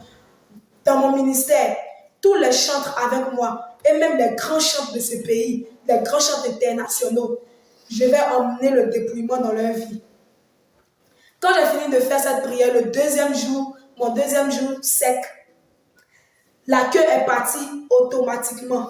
J'ai appelé mes parents encore pour dire j'ai encore des choses là-bas. Je les indiquais les endroits. Là où j'avais des choses, il y avait même des coris sur des chaussures. Ça fait que quand je marche comme ça, tout le monde sait que je suis en train de passer. J'avais un parfum aussi qui était très fort. Quand je passe, tout le monde sait que je suis passée. J'avais aussi un esprit de colère afin que quand je m'adresse à une personne comme ça, quand la personne me regarde, quand il regarde mon regard, il sait que je suis en train de parler. Même mes parents. Quand je parle à ma maman comme ça, ma maman sait que j'ai parlé. Elle se range automatiquement. J'avais lancé aussi à ma maman un esprit de rébellion. J'avais lancé aussi à mon papa un esprit d'assoupissement. Il ne pouvait pas prier. Il ne pouvait pas prier longtemps. C'est ce que j'ai fait. Et après ça, mon 3e jour sec, ma délivrance a été complète parce que j'ai vomi des, excusez mon peuple de Dieu, j'ai vomi des asticots. C'est-à-dire que quand j'ai fini de jeter tous ces artifices-là, quand j'ai dit à mes parents de jeter tout ce qui me retenait encore à l'esprit des eaux, même mes parfums que je vendais, j'avais payé plein de parfums. Et lorsque je partais faire ma délivrance, je n'avais encore vendu rien. Je n'avais rien vendu. Mais j'ai dit, non, qu'à jeter tous ces parfums, tout mon stock de parfums. Quand ils ont jeté tout mon stock de parfums, c'est vrai, j'ai perdu, mais j'ai gagné beaucoup parce que j'ai gagné ma délivrance. J'ai gagné aussi ma guérison. Parce qu'il était programmé que je meure le 1er novembre. Mais aujourd'hui est le 4 décembre 2021. Je suis encore en vie. Parce que Jésus m'a délivré. Lorsque je vomissais des asticots, j'ai fait la diarrhée sur place. Je suis devenue faible. Le troisième jour sec, je suis devenue complètement faible. Je transpirais à grosses gouttes. J'étais dans la douche. Je ne supportais pas aussi la présence. Quand je suis arrivée à la main de prière, je ne supportais pas la présence de certains hommes de Dieu dans la main de prière. C'est-à-dire que les autres, je ne supportais pas leur présence, mais au stade où j'étais dans le monde spirituel, il y a certains hommes de Dieu dont je ne pouvais pas m'approcher. Même quand ils me disent, viens prier pour moi, je suis déboussolée, je ne sais même pas comment faire. Mais comme je suis obligée, si je fuis, ils vont m'attraper pour me voir, ça fait la honte sur moi. Donc, je me laissais et puis on priait pour moi. Donc, quand j'étais dans la douche et le prophète Norbert est en train de manger, il a crié « Power !» Quand il a crié « Power !» comme ça, il était en train de me laver. Quand il a crié « Power !» Rigidi, rigidi, rigidi, il a commencé à parler en langue. Quand il a commencé à parler en langue comme ça, j'ai vomi des asticots. Un gros stock. J'ai fait la diarrhée sur place, il transpirait. Moi-même, je ne savais pas ce qui m'arrivait. Quand j'ai fini de vomir les asticots, j'ai vomi du sang. J'ai vomi tout ce que j'avais mangé dans le monde spirituel. Quand il a poussé le cri comme ça, j'ai vomi, j'ai vomi. Je suis sortie même de la douche. Et puis il a dit, mais vous allez me tuer. Il dit, aïe, toi tu étais où depuis? On te cherchait, tu étais où? Il faut venir, tu as coupé ton jeune homme. Il a dit, je ne mange pas. Que vous allez me tuer. Vous allez me tuer. Est-ce que vous savez ce que j'ai fait? Vous savez ce que j'ai vomi? Il dit, oh, toi ne prenez pas ça au sérieux. Je suis retournée. Je suis allée manger placali à sauce graine. Je suis allée revomir encore. Je suis venue manger du riz. Je suis allée vomir. J'ai vomi toute la nuit. Son seul cri qu'il a poussé là, j'ai vomi toute la nuit. Le matin, j'étais fatiguée, mais heureusement que je n'aimais pas. Je suis allée manger. Et ils ont commencé à prier pour moi. J'ai commencé à faire mon remplissage. J'ai vu que tout allait dans ma vie. J'ai commencé à faire des rêves où je voyais des chaînes sur mon pied. Je voyais des chaînes sur mon pied. Mais je n'arrivais pas à avancer. Je n'arrivais pas à me déplacer. J'étais comme si j'étais dans une prison. Donc j'ai dit cela à l'homme de Dieu. Et il m'a dit, on va prier. Quand on a prié pour mon remplissage, le 3e jour, en tout cas, j'ai senti la présence de Dieu. J'ai senti vraiment que je m'envolais pour le 3e ciel. J'ai senti vraiment la présence de Dieu. Je ne sentais plus les présences occultes autour de moi. Même la sirène des eaux m'a dit au revoir, qu'elle n'est plus jamais avec moi. C'est ainsi que j'ai commencé une vie chrétienne à la main de prière d'Abidjan. L'homme de Dieu a dit à mes parents que je devais venir à la main de prière de Saint-Fra. C'est ainsi que ils n'ont même pas demandé mon avis. L'homme de Dieu et mon père. Mon père a dit, il n'y a pas de problème, je vous la livre. Allez, elle n'a qu'à partir à Saint-Fra. J'étais étonnée, il dit, mais papa, qu'est-ce qui se passe? Il n'a jamais voyagé de ma vie. Tu m'envoies. Il dit, tu n'as jamais voyagé. Donc moi-même, c'est revenu dans mon esprit. Je n'ai jamais voyagé, mais je peux quitter ici, quand il est dans le monde spirituel, il peut quitter ici, arriver en Chine en 1 seconde. Il peut quitter ici, arriver aux États-Unis en 1 seconde. Et mon père, en même temps, a commencé à rire pour dire, ne dis pas que tu n'as jamais voyagé. Tu as fait des voyages plus longs que Séfra. C'est ainsi que je suis revenue à Séfra. Mais pendant ce temps, j'étais en grossesse. La grossesse de l'esprit des eaux, que l'esprit des eaux avait demandé que j'ai.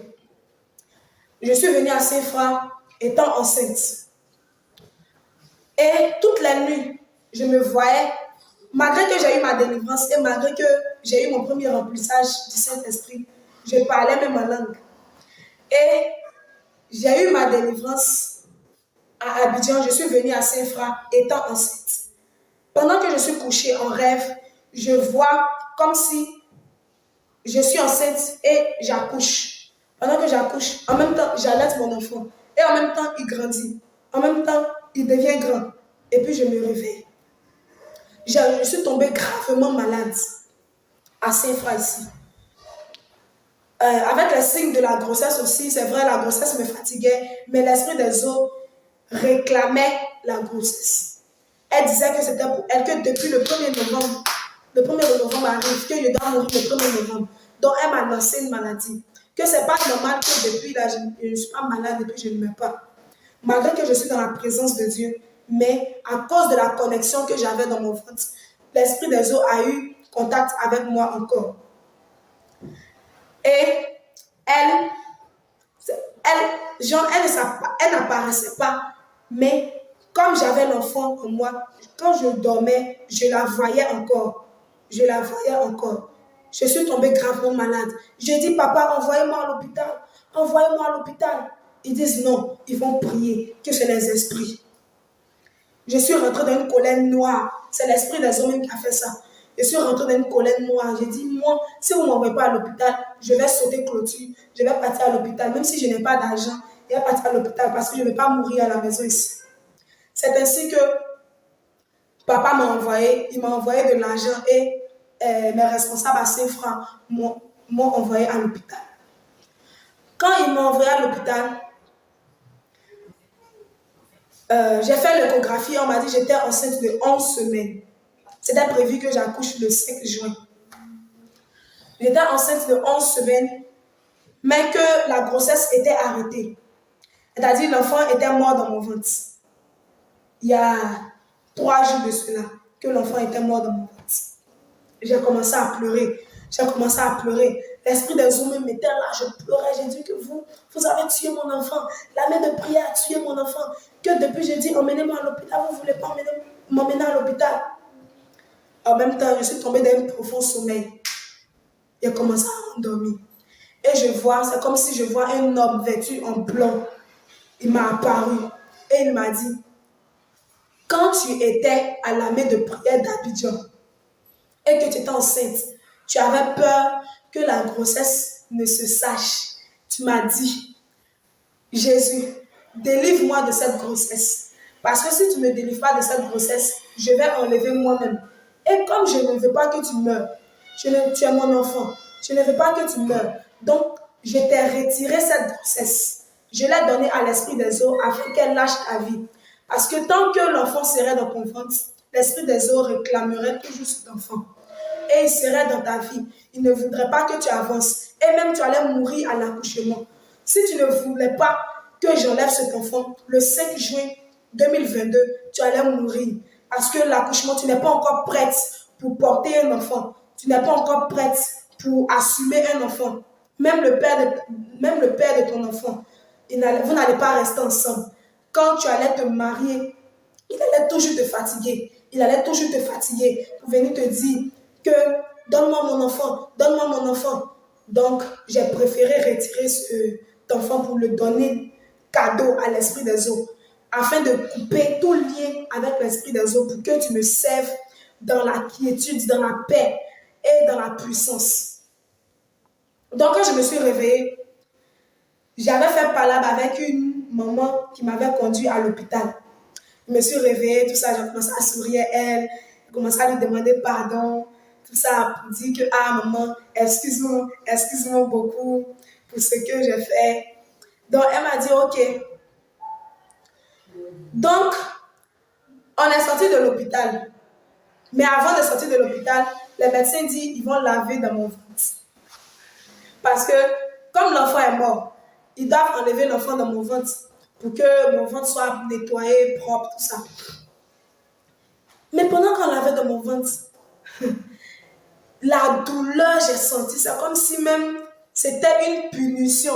Parce que le Saint-Esprit même m'a puni. Il m'a dit, prochainement là, tu vas vivre dans la sanctification. Douleur, tu as vu là. Tu ne vas plus aller encore faire ça. Parce que je suis un peu faible. Si je ne suis pas longtemps dans la présence de Dieu, si je ne pas, je vais tomber. Donc, il m'a donné une douleur. Ça fait que si je ne suis pas dans le mariage, il me sera très, très, très difficile de retourner encore dans le péché. Donc, la douleur que j'ai reçue, c'était comme la punition du Saint-Esprit. Dieu m'a puni afin que je ne tombe pas encore dans le péché. Quand j'ai fini, je suis sortie de l'hôpital. Je suis venue à Saint-Franc. J'ai reçu complètement ma délivrance. J'ai commencé à m'entendre avec les collaborateurs parce que je les en voulais à mort. J'ai dit, vous avez tué mon enfant. Je ne l'ai jamais vous pardonné. Alors que cet enfant-là, au début, je ne voulais pas. Mais à un certain moment, j'ai commencé à m'habituer à lui. J'ai commencé à m'attacher à lui. Sachant très bien qu'il était un enfant des eaux. Quand il allait sortir, il allait me fatiguer. Il serait un gangster, un drogué. Et même, il allait aller dans le monde des eaux. Aller dans le monde des eaux pour m'envoyer des attaques. Il allait fatiguer mon ministère. Donc Dieu a préféré lui le donner à l'esprit des eaux. Donc c'est ainsi que j'ai travaillé avec l'esprit des eaux. Et maintenant je travaille avec le Saint-Esprit. J'ai reçu ma délivrance et je rends toute la gloire au Seigneur qui m'a délivré et qui a permis que je sorte de là. Il n'est pas permis à tout le monde de sortir de ce monde. Parce que ce monde est un monde tellement terrifiant, tellement engouffrant, c'est-à-dire que ce monde-là, on vous oppresse, c'est un monde d'oppression, d'esclavage, de captivité. Mais il a permis que je sorte de là par le canal de l'armée de prière et de délivrance. Je rends vraiment toute la gloire au Seigneur. Et je rends toute la gloire au Seigneur aussi pour le dépouillement qu'il m'a donné. Parce que si je ne me dépouillais pas comme ça, je n'allais jamais, jamais avoir ma guérison et ma délivrance. Les mèches, les boucles d'oreilles, les artifices, même le maquillage, tout ça, les talons, les chaussures talons, c'est les sabots de Satan. C'est-à-dire que Satan a fait sa reproduction et il a envoyé ça sur la terre. Toutes celles qui portent les talons, là, vous portez la marque du diable parce que c'est l'ennemi qui marche comme ça. Dieu, s'il voulait qu'on marche en hauteur, il allait nous créer comme ça. Mais il ne nous a pas créés comme ça. Il a créé les pieds plats pour que nous soyons stables. Mais Satan, il met en nous un esprit de rébellion afin qu'on change la couleur de nos peaux. On change la couleur de nos yeux. Même les lentilles, c'est les yeux de Mami Wata qu'elle a reproduit pour mettre ça sur le monde ici, le monde physique. Quand tu prends les lentilles, tu mets ici. Tu mets ici. À un certain moment, tu vas voir que tu commences à avoir des esprits.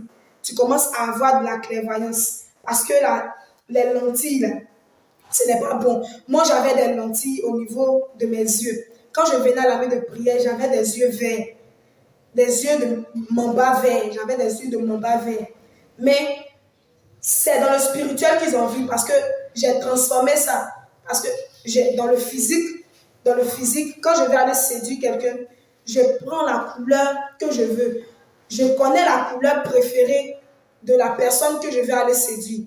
Donc, je mets sa couleur dans mes yeux. Si l'homme de Dieu, sa couleur préférée, c'est le vert, je prends mes yeux, là, je mets l'anti vert dans mes yeux. Si je sais que sa couleur préférée, c'est le rouge, je prends le rouge, mais pas le rouge du sang.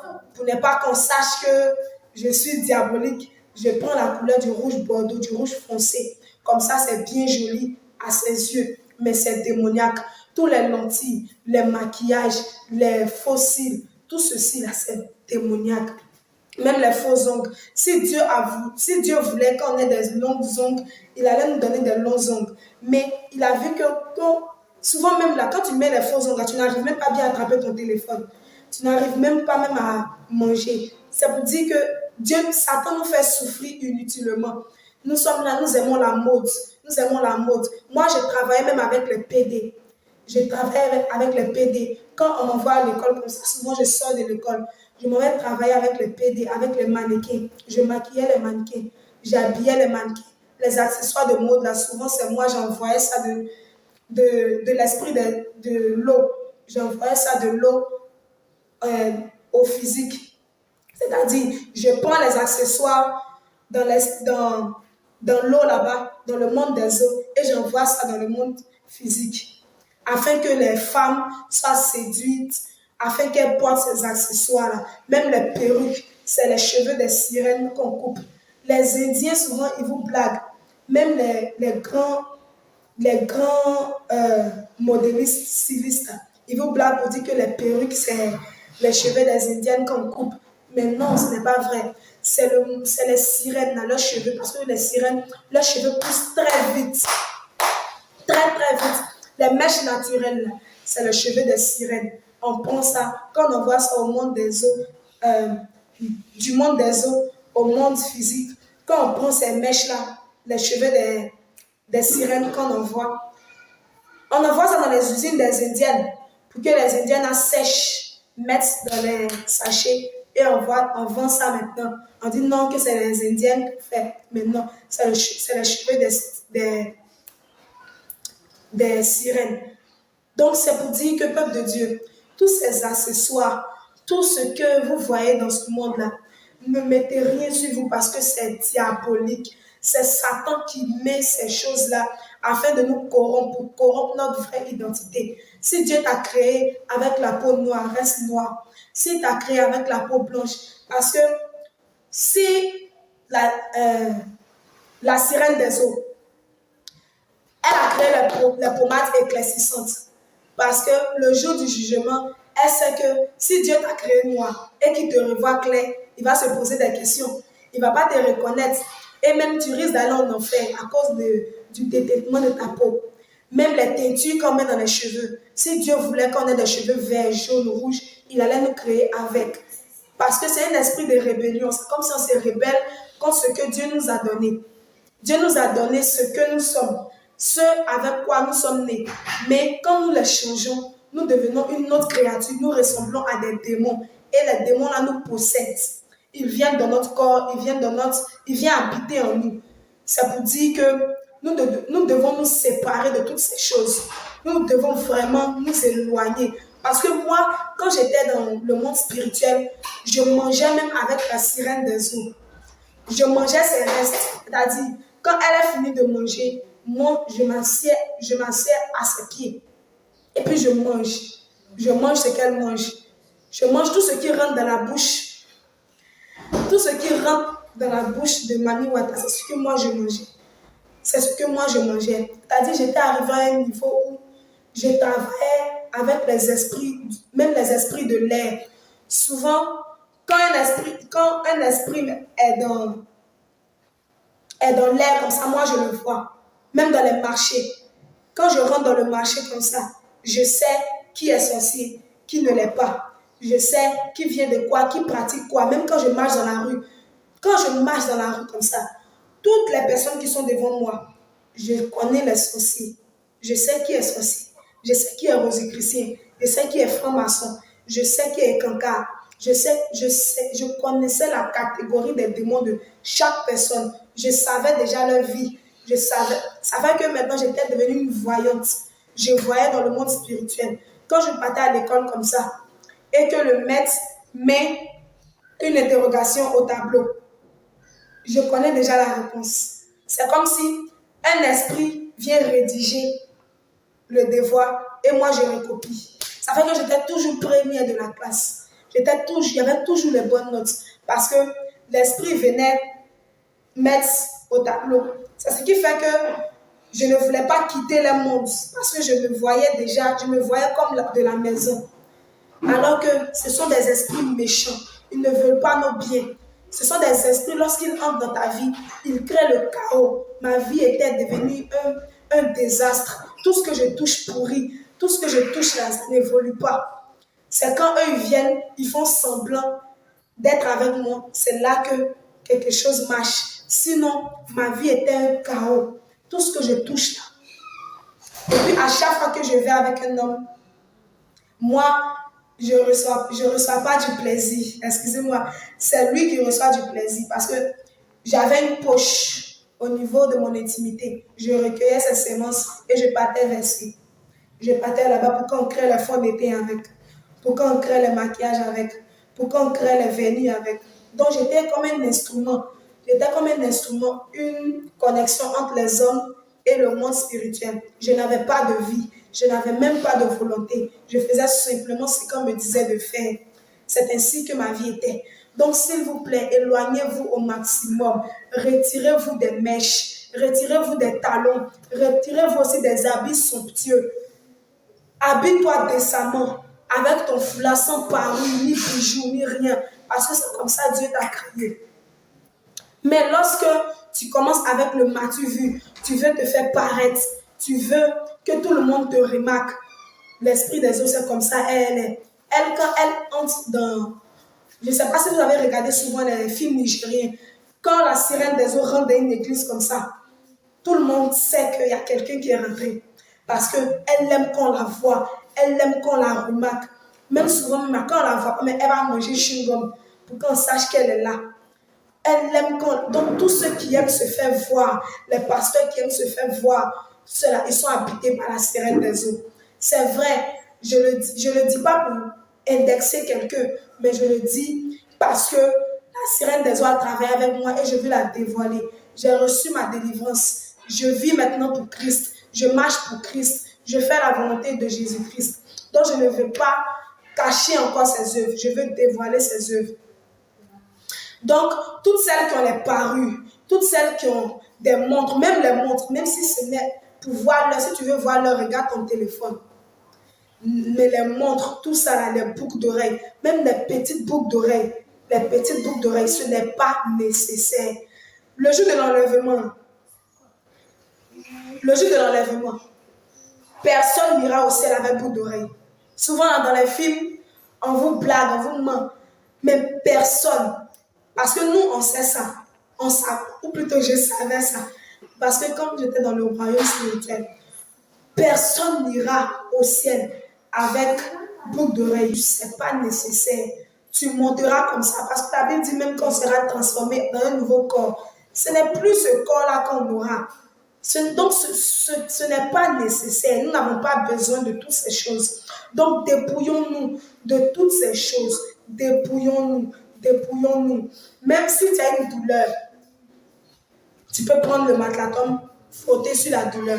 Mais ce n'est pas nécessaire de prendre huile d'olive pour dire ton corps va briller, que tu es blanche. Non, ce n'est pas nécessaire. Même l'huile d'olive, on ne prend pas pour frotter sur son corps parce que c'est comme si tu attirais des esprits.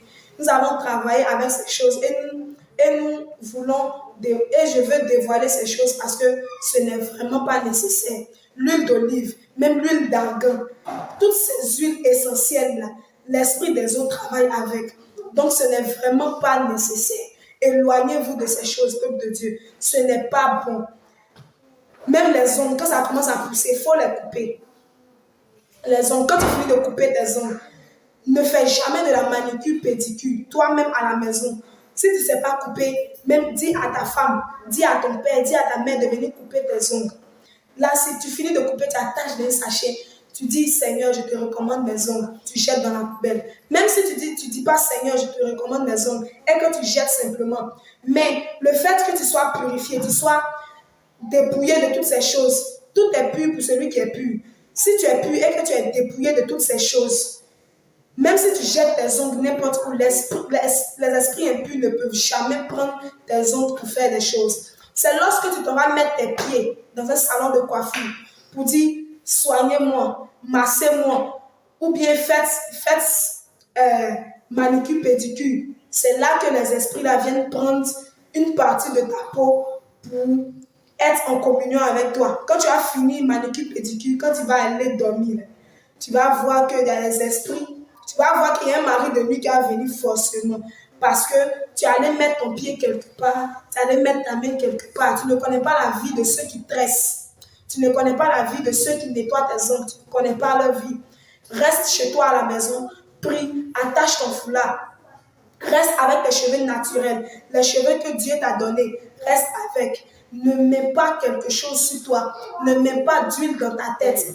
Ne mets pas de beurre de karité dans ta tête. Les beurres de karité même, c'est pour appliquer sur certaines douleurs. Les beurres de karité que Dieu même a créé. Appliquer sur certaines douleurs. Mais on ne met pas de beurre de karité dans les cheveux, sur tout le corps.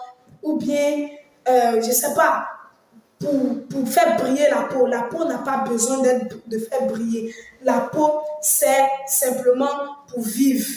Être avec les frères, puisque nous sommes des hommes, être avec des frères, faire l'œuvre de Dieu. La peau n'a pas besoin d'être brillée. Parce que la peau, quand on va mourir, ça va rester là. C'est l'âme qui s'en va. Donc c'est l'âme, nous devons purifier. Nous devons nous purifier, purifier nos actes, purifier tout ce que nous allons faire afin de glorifier le nom du Seigneur. On ne met pas de beurre de karité dans les cheveux. On ne met pas les huiles essentielles dans les cheveux. On ne met pas même les vernis transparents. Vernis transparent, c'est la salive de Mami Wata.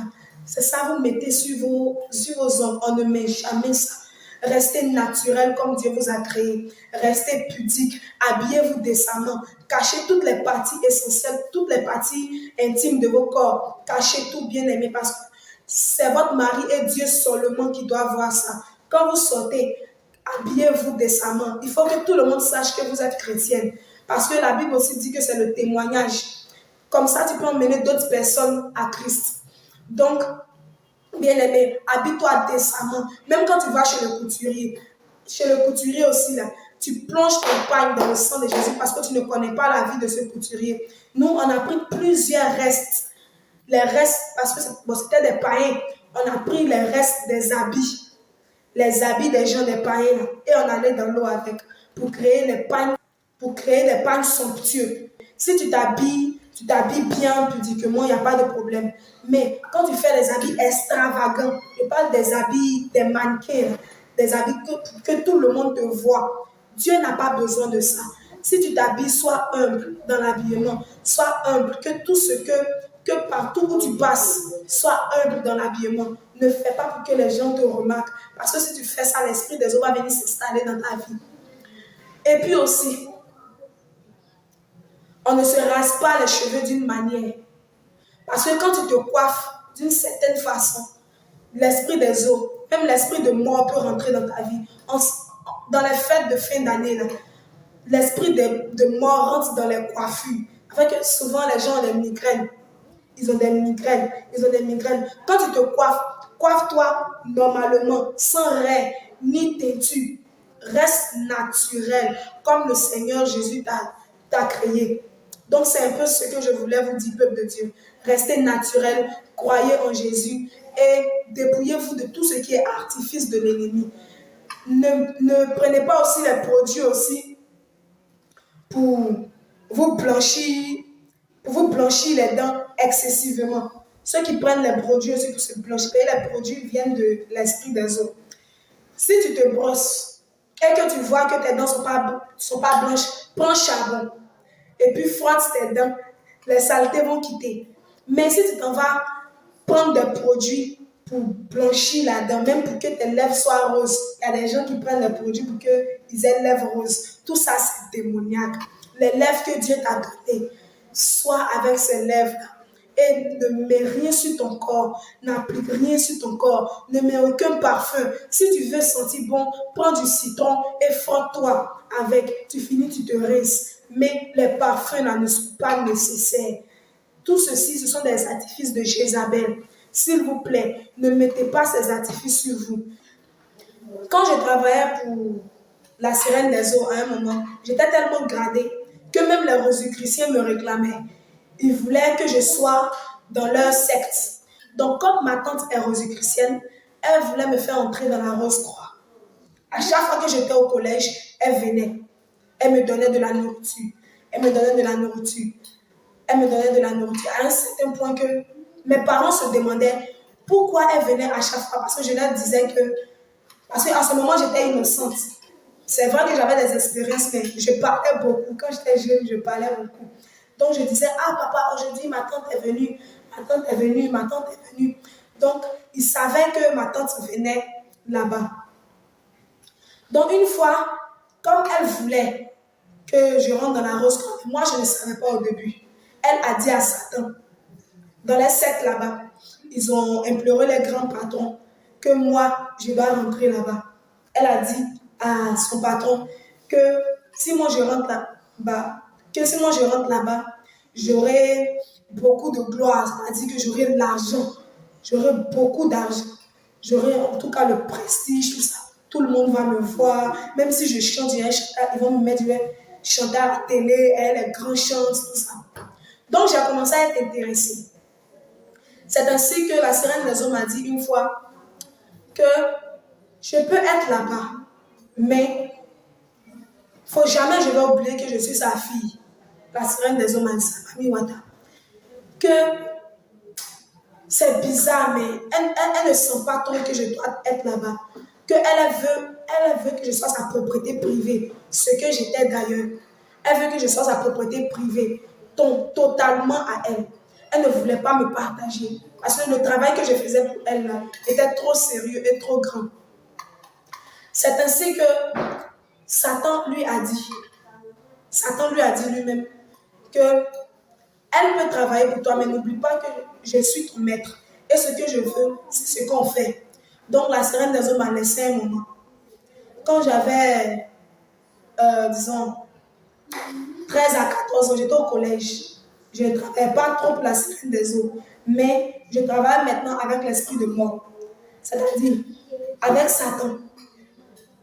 Quand Satan voit qu'une église commence à prospérer, moi je sors de mon corps et je me tiens dans les airs, sur les airs. Et comme dans les églises, ils ont les mèches, je rentre dans ces mèches-là et je lance l'esprit de mort. Je lance l'esprit de mort, je lance les maladies, les rhumatismes, les courbatures, c'est ça. Quand tu es en train de prier, souvent ton dos te fait mal, tu t'assois, l'assoupissement, je lançais toutes ces choses. Et quand tu ne pries pas assez, tu meurs à la fin, sans que ton pasteur se rende compte. Après, on dit que le Seigneur a donné, le Seigneur a repris. Alors que c'est l'esprit de mort qui passait par moi, je travaillais l'esprit de mort, il passait par moi pour travailler. Une fois, on a eu réunion avec Satan. Une fois. Et Satan nous a dit qu'il y avait une église en Côte d'Ivoire ici. Je vais taire le nom de l'église. L'église en Côte d'Ivoire ici, qu'il fallait vraiment qu'on s'attaque à cette église-là. On dit on ne peut pas s'attaquer à cette église. Il y a un qui a dit on ne peut pas s'attaquer à cette église. Sur le champ, il est mort. Parce que Satan n'est pas comme Mami Wata. Elle écoute la raison pour laquelle tu as dit tu ne peux pas faire ça. Satan, dès que tu dis tu ne peux pas, il te tue sur le champ. Donc, quand il a dit ça, Satan l'a foudroyé sur le champ, il est mort. Donc nous tous, on a eu peur. On dit, grand maître. C'est comme ça on l'appelait. On appelait Satan grand maître. On n'avait même pas, ou bien on l'appelait l'ange de la lumière. On ne l'appelait pas Satan là-bas. Donc, une fois, la réunion qu'on a tenue, quand il a tué l'autre, la peur nous a tellement saisi qu'il y a un qui a dit, mais il y a Jésus là-bas. On ne peut pas. Satan est tombé de son trône automatiquement. Il est tombé de son trône directement. En même temps, nous tous, on a commencé à avoir peur. On dit, grand maître, qu'est-ce qui se passe? Il dit que plus jamais vous allez dire ce nom-là encore. On a dit, ok. Il dit, sortez. On est sorti. Dans l'église là, on a commencé à avoir les regards sur cette église là. On dit, si on doit attaquer cette église là, il faudrait qu'un aille essayer pour voir comment c'est. Parce que si l'autre a dit qu'il ne pouvait pas attaquer et que le maître l'a tué, c'est qu'il y a quelque chose qui se passe là-bas. Donc le plus fort d'entre nous doit partir. Donc le plus fort d'entre nous est parti rencontrer le pasteur. Il dit, il s'est habillé sale, genre comme un mendiant, tout ça. Il dit, pasteur, que j'ai des problèmes dans ma vie. Je ne sais même pas comment faire. Le pasteur dit, Gloire à Dieu.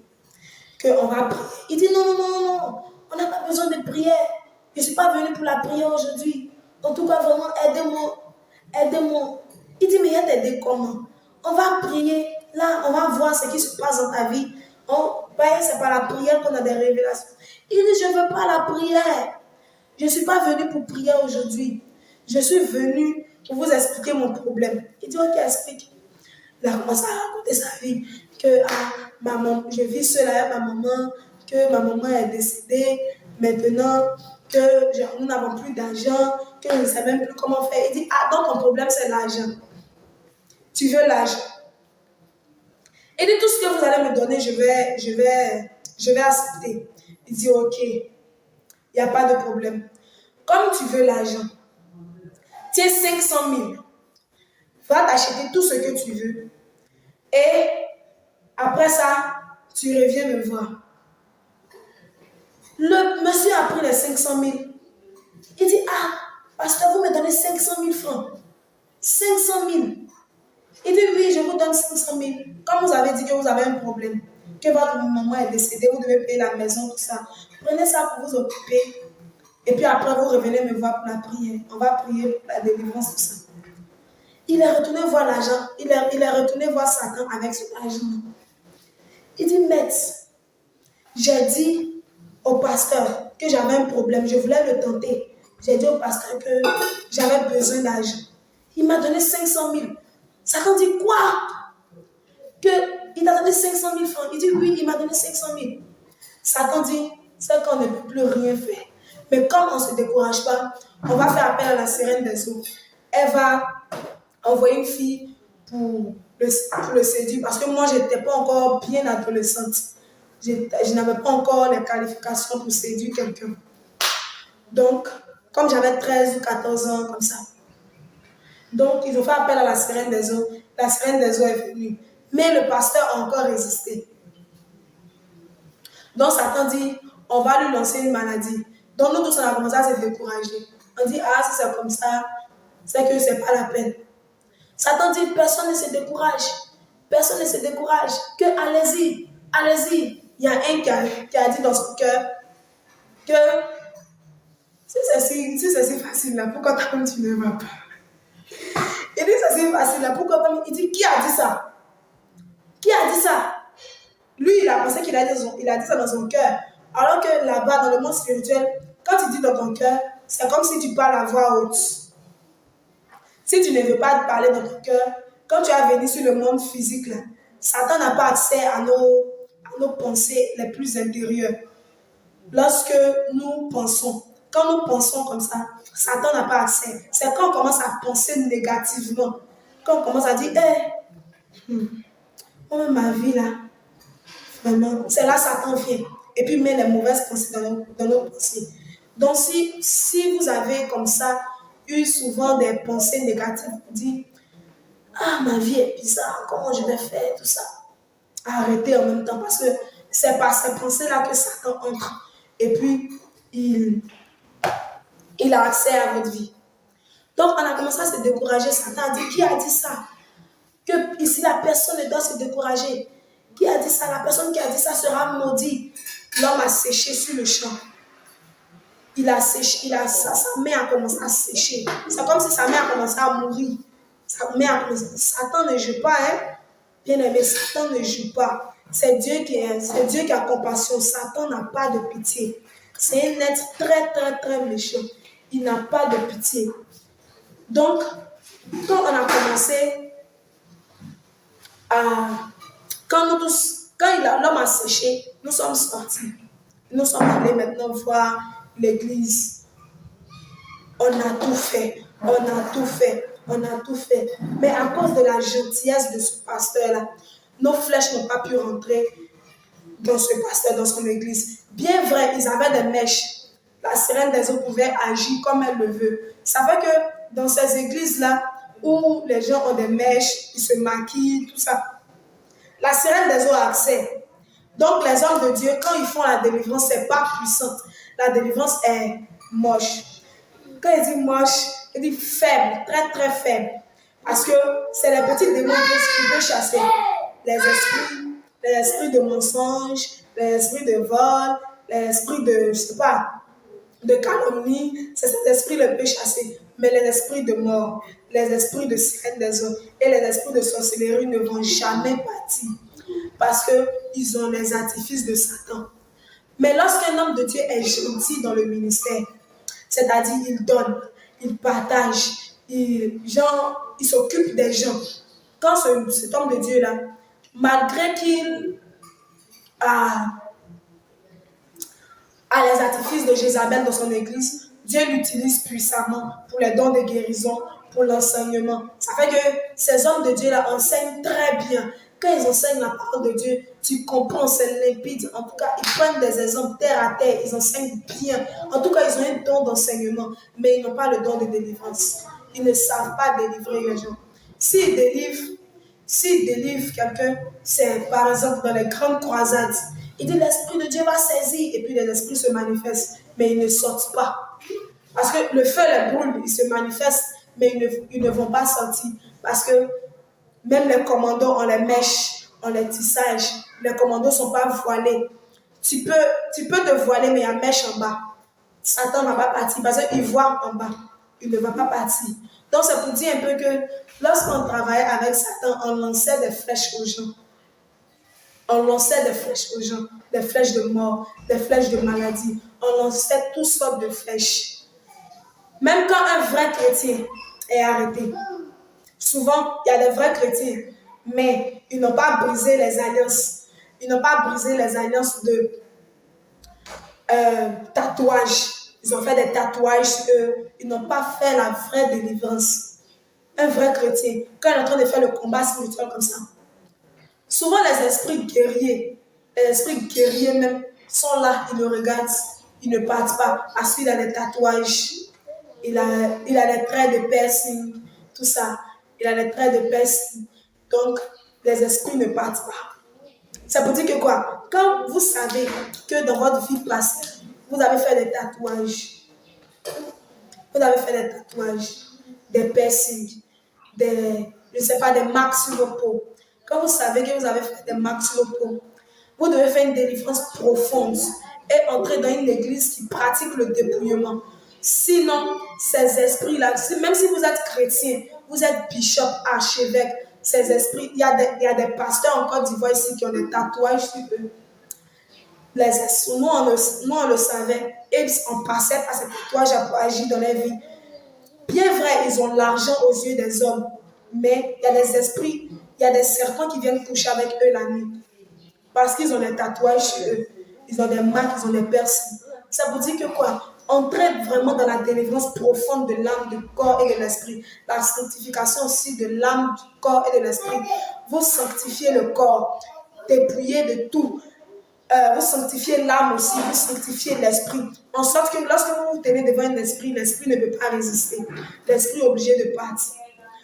Donc, tous ces hommes de Dieu qui ont des tatouages, des piercings, tout ça, les serpents viennent coucher avec eux la nuit.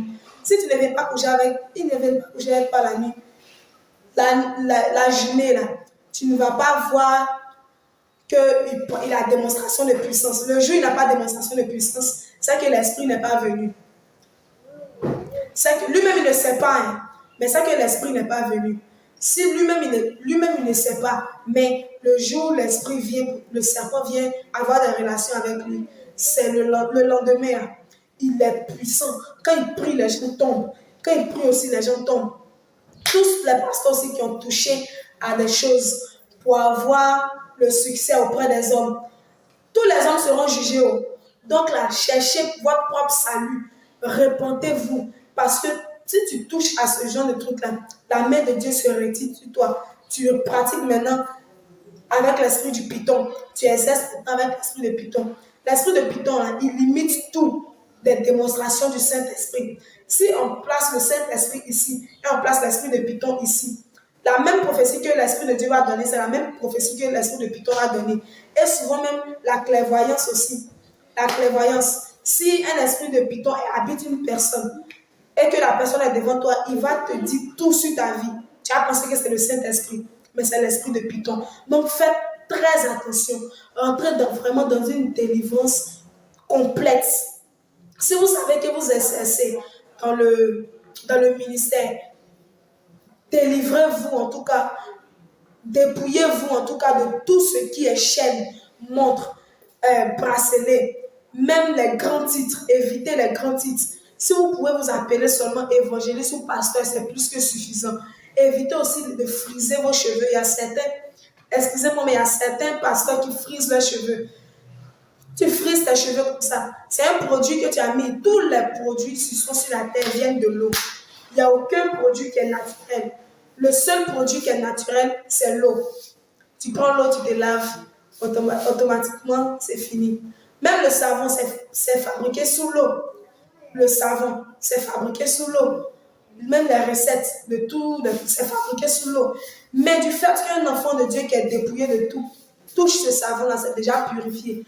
Ça ne peut plus rien faire contre sa vie. Parce qu'il y a des grands savons ici, je vais taire le nom, qui sont fabriqués en bas de l'eau. Mais quand les vrais enfants de Dieu, se lavent avec ça, ça annule la puissance de l'esprit qui est derrière. Ça fait que le sang de Jésus même, c'est comme si l'enfant de Dieu se lave avec le sang de Jésus. Il est plus purifié encore. Mais si tu te laves avec les savons éclaircissants, les gommages, les lotions, tout ça là, tu mets sur ton corps, c'est des esprits que tu mets sur ton corps. Les esprits vont t'habiter. Donc, évitez cela au maximum, peuple de Dieu. Lorsque je chantais aussi, je lançais les esprits d'assoupissement. Quand j'ai fini de chanter comme ça, au début c'est chaud, chaud, chaud. Mais pendant la prédication, tout le monde dort. Ou bien tout le monde sort de l'église. Là, ils n'entendent pas ce que le prédicateur dit pour pouvoir mettre la parole de Dieu en application. Quand je chante comme ça, je libère les esprits de serpents. Je libérais les serpents dans la vie des gens. L'esprit de non-accomplissement dans la vie des gens, je lançais les vies. Même dans mon église, je sais qui est sorcier, je sais qui ne l'est pas. Dans mon église, dans les églises, dans toutes les églises. Si on met une église devant moi comme ça, je vais citer le nom de tous les sorciers. Et la nuit, quand ils vont se retrouver là-bas, si vous voulez, je vais y prendre photo et puis je vais vous montrer. C'est les mêmes personnes que j'ai dit leur nom. C'est eux qui se retrouvent dedans. Quand je faisais cela et que quelqu'un meurt, je pleure plus que tout le monde. Dans ma famille, ma tante est décédée. Et je savais comment elle était morte. Parce qu'il y a eu des pratiques qui se sont passées. Ma grand-mère, elle était la reine de la sorcellerie. Elle est la reine de la sorcellerie. Mon oncle, il est Ekanka. Et maintenant, la fille de mon oncle, elle, c'est une sorcière, une petite sorcière. Elle n'a que 6 ans, 5 ans. Donc, on travaillait tous ensemble dans le monde de la sorcellerie. Et maintenant, ma tante, du côté de mon grand-père, la fille de mon grand-père, pas de ma grand-mère, mais de mon grand-père, elle, c'est une sorcière. Elle travaille même avec les enfants humains. Et tout le reste, ce sont des moutons. Bon, quand je dis des moutons, eux, ils ne pratiquent pas la sorcellerie, mais ils sont victimes. Il y a une de mes tantes dedans qui avait une très grande destinée. Les sorciers ont vu ça et on a voulu éteindre son étoile. On a voulu éteindre son étoile comment? Par l'impudicité. Lorsque ma tante travaillait dans l'université de Félix Houphouët-Boigny, dans une grande université, c'est qui à Cocody, travaillait là-bas. Et lorsqu'elle travaillait là-bas, le directeur de l'université, c'est un occultiste. Il est dans une secte. Donc ma grande soeur, ma tante, sa grande soeur qui est sorcière là, a connecté l'occultiste là à ma tante. Parce que ma tante avait une très grande destinée. Donc on voulait éteindre son étoile. Donc elle portait les mèches, elle faisait les teintures de toutes sortes de couleurs. Bon, elle au moins on peut comprendre parce que c'est une païenne. Elle ne connaissait pas. Mais Quand ils ont commencé à sortir ensemble, ma tante avec ce directeur occultiste-là, ma grand-mère voulait vendre euh, ma tante, puisqu'on devait la tuer parce qu'elle avait une grande étoile. Donc, on devait la tuer. Mon oncle a dit non, ne la tuez pas parce que c'est elle qui aide la maman, ma mémé. C'est elle qui lui vient en aide. Donc, ne la tuez pas. Mais tuez le petit frère. Tuez le petit frère. Ma mémé dit, pas question, que elle, ses garçons, elle a souffert pour avoir ça. Donc, elle ne va pas tuer ses garçons. Mais comme elle a plein de filles, elle va prendre celle-là pour la tuer. Surtout qu'elle-même, son étoile brille. Donc, ça a créé des querelles, des mésententes entre les sorciers de la famille. On va tuer lui là, non, ne le tuez pas, tuer l'autre. Comment ça s'est passé la mort de ma tante? Elle a eu des rapports sexuels avec le directeur comment dirais-je, de l'université. Ayant des rapports sexuels, ça a créé une connexion avec le monde des eaux. Donc, il est parti à Paris et il a sacrifié ma tante. Elle est tombée malade, elle a eu l'AVC et elle est décédée. Quand ils sont venus me dire ça, que ma tante est décédée, moi je savais déjà, elle est morte le 23 février. Dans le monde spirituel, ils avaient déjà déclaré sa mort, qu'elle allait mourir le 23 février. J'étais beaucoup attachée à ma tante. J'étais très, très, très proche d'elle. Quand elle est morte, ça m'a vraiment fait mal. Mais je ne pouvais pas pleurer. On dit de ne pas pleurer. Si je pleure, je vais annuler le sacrifice. Donc de ne pas pleurer. Ma maman a pleuré. Ma maman a pleuré. Mais moi, je ne pouvais pas pleurer. Je pleurais en secret. La nuit, je ne dormais pas. Je pleurais ma tante. Je pleurais ma tante. L'occultiste là, le directeur là, il est monté en grade dans la sorcellerie parce qu'il a livré quelqu'un. Parce qu'il a tué quelqu'un.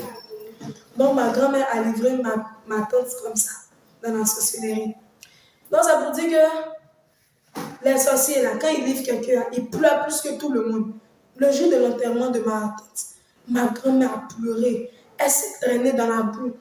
Même les poussons même n'ont rien fait. Elle a pleuré dans la terre de Dabou là. Elle a crié, ma fille, oh ma fille. Et comme elle ne voulait même pas qu'on l'enterre. Donc, les sorciers, c'est de l'hypocrisie. Donc, quand les sorciers là, les sorciers là, quand ils tuent quelqu'un, ils pleurent plus que tout le monde.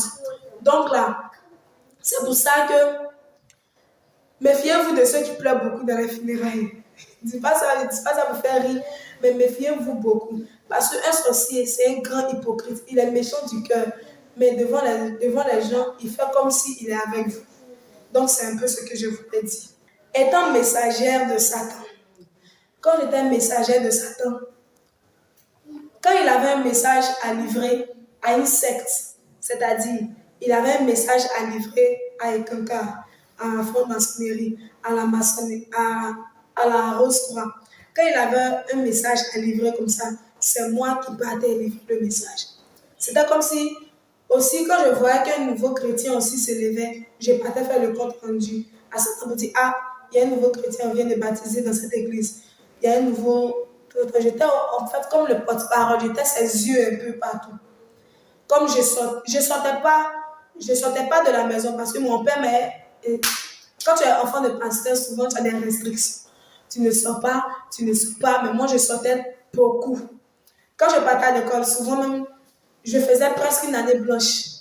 Parce que quand je sors, je fais comme si je m'en vais à l'école, mais je sors partout, je me promène dans tout Abidjan, je sors, je marche, je vais dans les églises, je vais ici pour voir quels sont ceux qui sont les vrais chrétiens pour venir faire le compte rendu à Satan. Donc c'était un peu ça. Quand Satan a une réunion comme ça, c'est moi, il convoque tout le monde à la réunion. Quand Satan doit donner les directives, c'est pas lui qui parle. Il me dit, et moi je dis à quelqu'un. Il me dit, et moi je dis à quelqu'un. Dans le monde de la sorcellerie, quand souvent on a une réunion comme ça, et que Satan entre, je rentre derrière, il vient s'asseoir, je suis arrêté à côté. Et quand il donne les directives, souvent, moi je suis chargée de faire le rapport, c'est-à-dire, quand on finit de faire une réunion, le résumé, c'est moi qui écris le résumé. Un peu comme sa secrétaire. C'est moi qui fais le résumé et je livre le message aux gens. Donc c'était un peu ça, mon travail en tant que messager de Satan. C'est tout ce que j'avais à dire. Que le Seigneur Jésus vous bénisse abondamment. Amen.